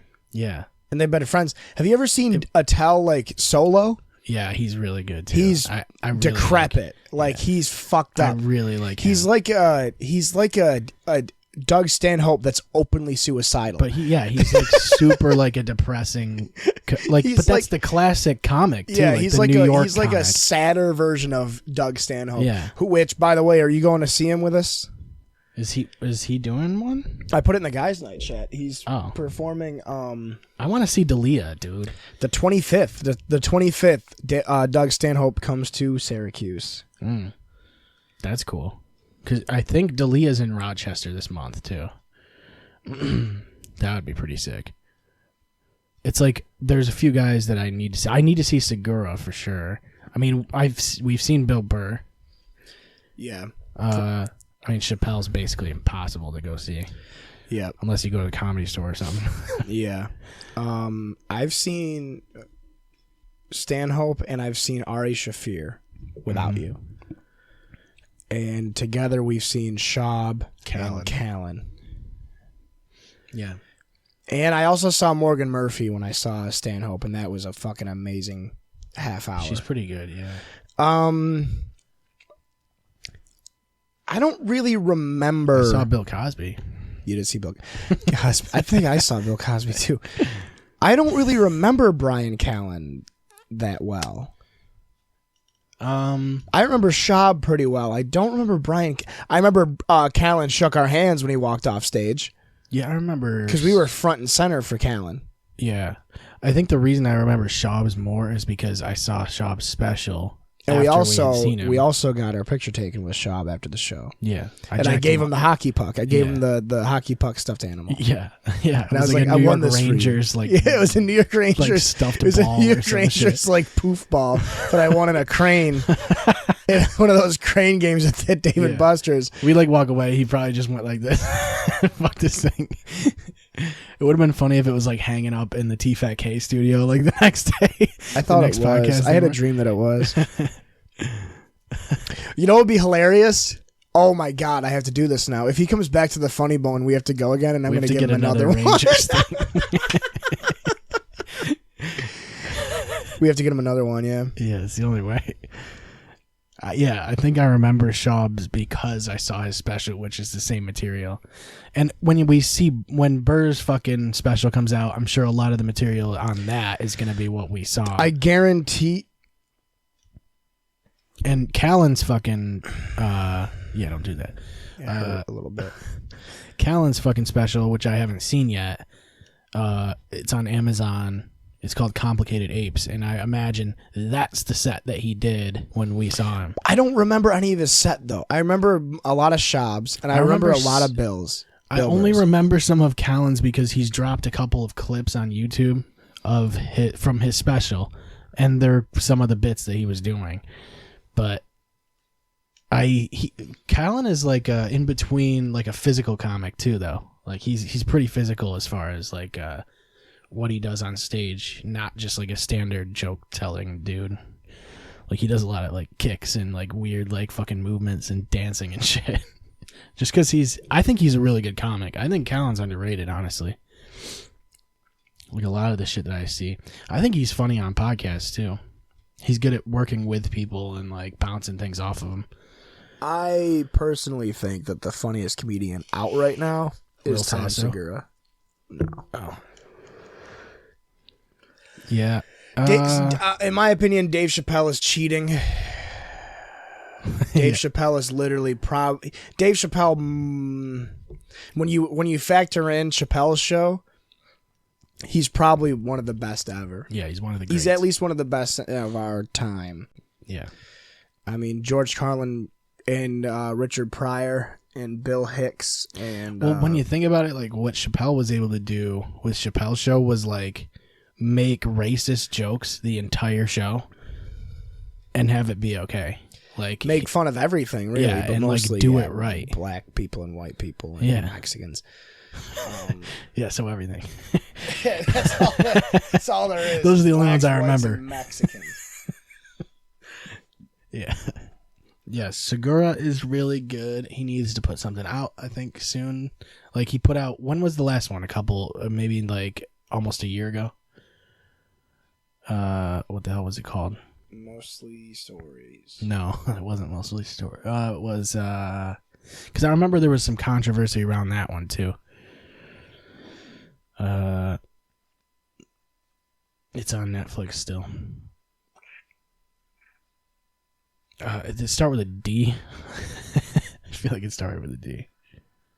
Disgraceful. Disgraceful, yeah. That one, that one was kind of recent. It was literally, it was last January. Okay, yeah. Yeah, the thing is, like, Burr's last one was good, but it wasn't like, I don't know, I think... It wasn't great. Yeah, was it the black? It wasn't the black and white one, right? It was the one where he was wearing like the fucking, like I don't even remember what. It was like a bomber jacket. He did it in like Texas or some shit. Yeah. But Let It Go is one of the best specials of all time. And. Fuck, I can't think of the names of his specials. I'm not gonna look it up because too much work. But he had a couple that were really fucking ridiculous, and so it's like, how do you even top those? Walk Your Way Out. That's the newest one, yeah. Yeah. But you know, it's like he's always super good. Like they're always gonna be really good. It's just a matter of like how do you beat Let It Go, or the one that came out before or after that. Why Do I Do This? Yeah, that was the black and white one, I think. I have them all right here. I think no, that was the one before Let It Go was Why Do I Do This? The black and white one would have been I'm Sorry You Feel That Way. Okay, yeah. That one wasn't bad either. Like I said, I don't think any of them are bad. I mean, I personally think that the best special I've ever seen was Norm Macdonald's Me Doing Stand-Up, and that was 2000. I haven't seen that one in a long time. But that's the one where he does like the whole hour is literally a running joke that at the very end loops back into itself. Right. And it's just perfect. And like every bit loops back into itself, but he doesn't force it. That was the problem I had with Tom Segura's last special. And then Dave Chappelle had that problem too with the he rapes but he saves. And then also the second time I met O.J. Simpson, I don't know why I gave him a southern accent. Simpson. But you know, when it's funny when comedians do the looping back jokes. Like Louis C.K. is probably the best at it. But, you know, Norm Macdonald is great. Bill Burr is great at it. It's a good walk-off, you know? Yeah. To like... D'Elia is good at it. Yeah. It's good if you're good at it. It's not good if that's the only thing you're good at. D'Elia is a weird case because, like, I think D'Elia is really funny on podcasts, and I don't think his special translates the same way. Like, his stand-up's good. He's too high energy for a lot of people. But I think he's so good, like just riffing by himself or like working with on like 10-minute podcasts or whatever. Yeah, he's kind of he's pretty like high energy. I don't know what the word is. Quick-witted.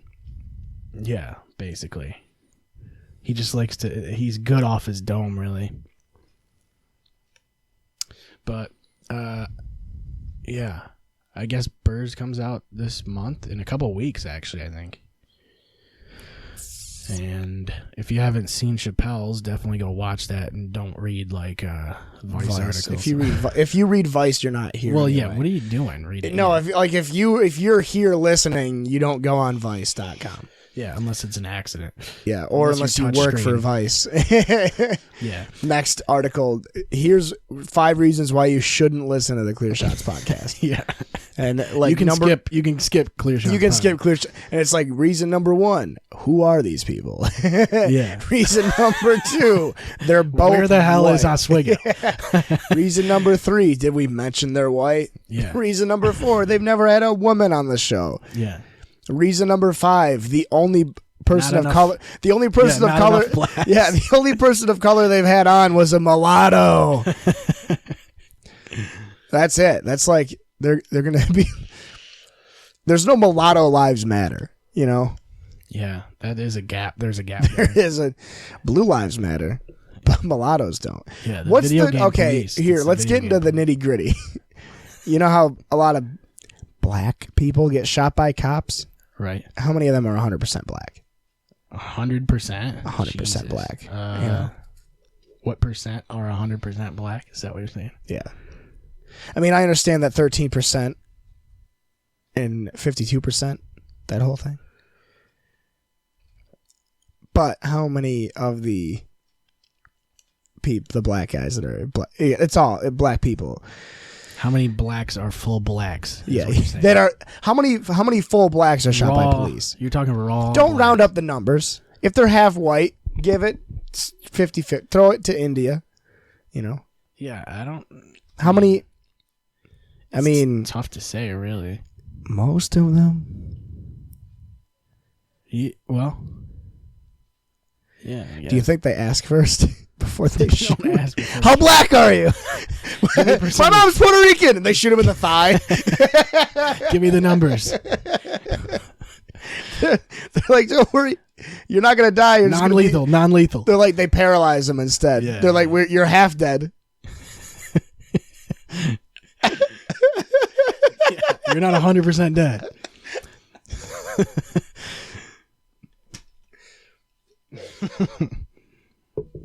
Yeah, it's weird. Well, just about anybody, like now it's like no one's fucking 100% anything, you know? Like that's just not how it works anymore. I mean, you can find it, but you gotta really work for it, you know what I mean? Are you taking pictures of yourself? Yeah, I like raising eyebrows. the people's eyebrow? I think what's next for this country is everybody has to take a 23andMe, and then that's how the laws work. Right. That way, no one's racist. We're just going by the facts and the stats. The fat stacks. The fact stats. Well, the problem is like people don't believe stats and facts anymore. No. They just believe like whatever. Hashtags and bumper stickers. Yeah. Yeah, they basically just believe whatever like the news media that they're paying attention to says. Yeah, just like talking to your parents about vaping. Right. I mean, I guarantee you, and it goes for a lot of people. They will. We talked about this before. Most people will just read an article and go along with it, or they'll hear. Well, it's not like anybody really looks at what the source is or anything. No.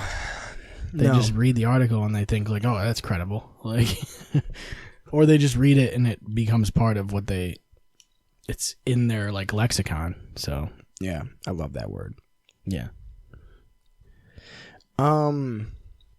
Even people that read headlines, just headlines. Some people don't even read the articles. Yeah, that's what I'm saying. Most people don't. Like most people will see the headline and be like, "Oh yeah, that's what it is." Yeah. Oh, that must be true. Like 5 reasons you could skip Clear Shots podcast, and then they make up 5 reasons. I mean, yeah. I mean, I could come up with 5 reasons. you think we could each come up with 5 different ones? 5 reasons to skip it? Yeah. Yeah. All right. First 5 things different first. ones? Oh, wow. I'm wearing Zubas. Right. That's reason number 1 through 4. There's not enough blacks. There's not enough women. There's no women. Yeah, yeah. There's no famous guys. We don't have any famous dudes. Cass was on CNN once. Oh, well, yeah, that's true. Okay, never mind about that one. He was famous. If you get on CNN once, that's it. That's the end of the game. But Cass is also white, so Right, that doesn't count. doesn't count. It only counts if you're on CNN if you're black. Yeah, and not a victim. Yeah. But if you're black, you're a victim. Yeah. Yeah.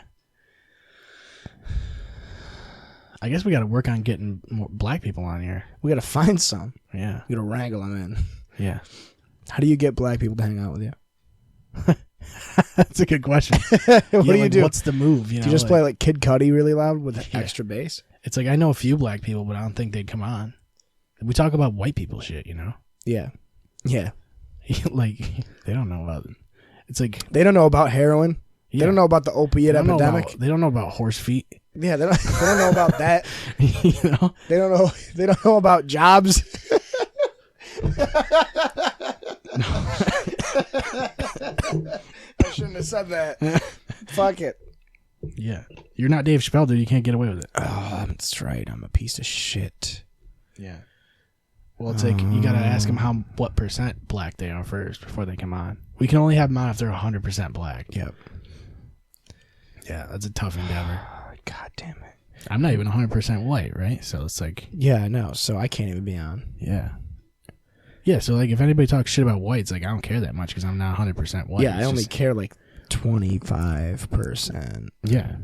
I mean, fuck whites anyway, Yeah, what have they ever done? Except for most things. Most things. Ever. Like, Way too privileged. That's the problem. they're only like, the smartest. Only the greats. They're only the greatest ones. Wayne Gretzky was white. Yep, point So- proven. Yep. Yeah, Michael Jordan we got was Wayne black. Gretzky, so Yeah, but whites also got Michael Phelps. right. That's true. It reminds me of the Chappelle Show racial draft. Yes, that's the best one. Bill Burr was in that. Yeah. We'll take Tiger Woods. That's the best part. Condoleezza Rice.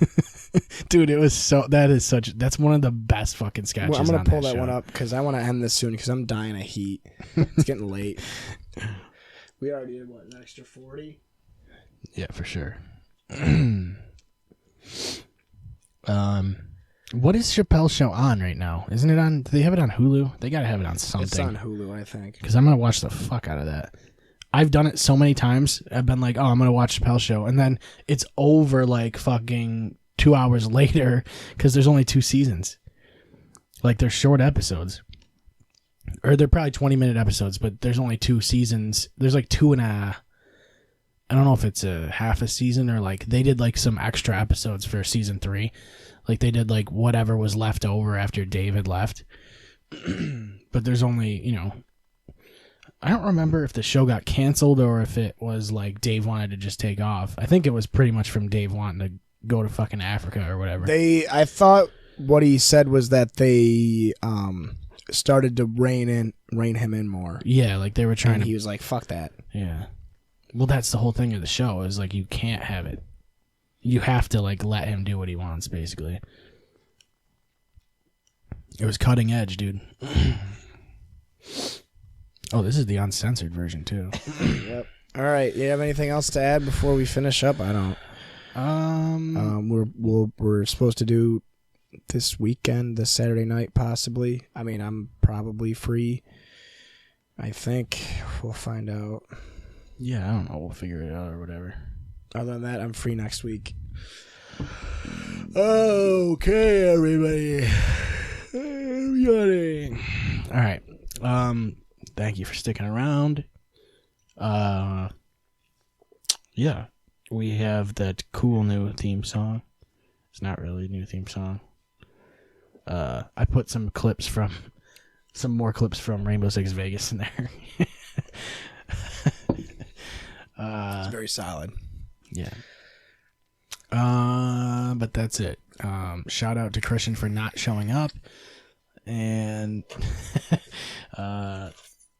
that's it, I guess. We'll talk to you guys next week. ClearShotsPodcast.com is where you'll find links to everything we do. You can check us out on Twitter at ClearShotsPod. Follow us on Facebook and Instagram, and check us out on Periscope for live videos. If you have anything you want to ask us, send us an email at clearshotspodcast@gmail.com. Thank you for listening. We will see you next time.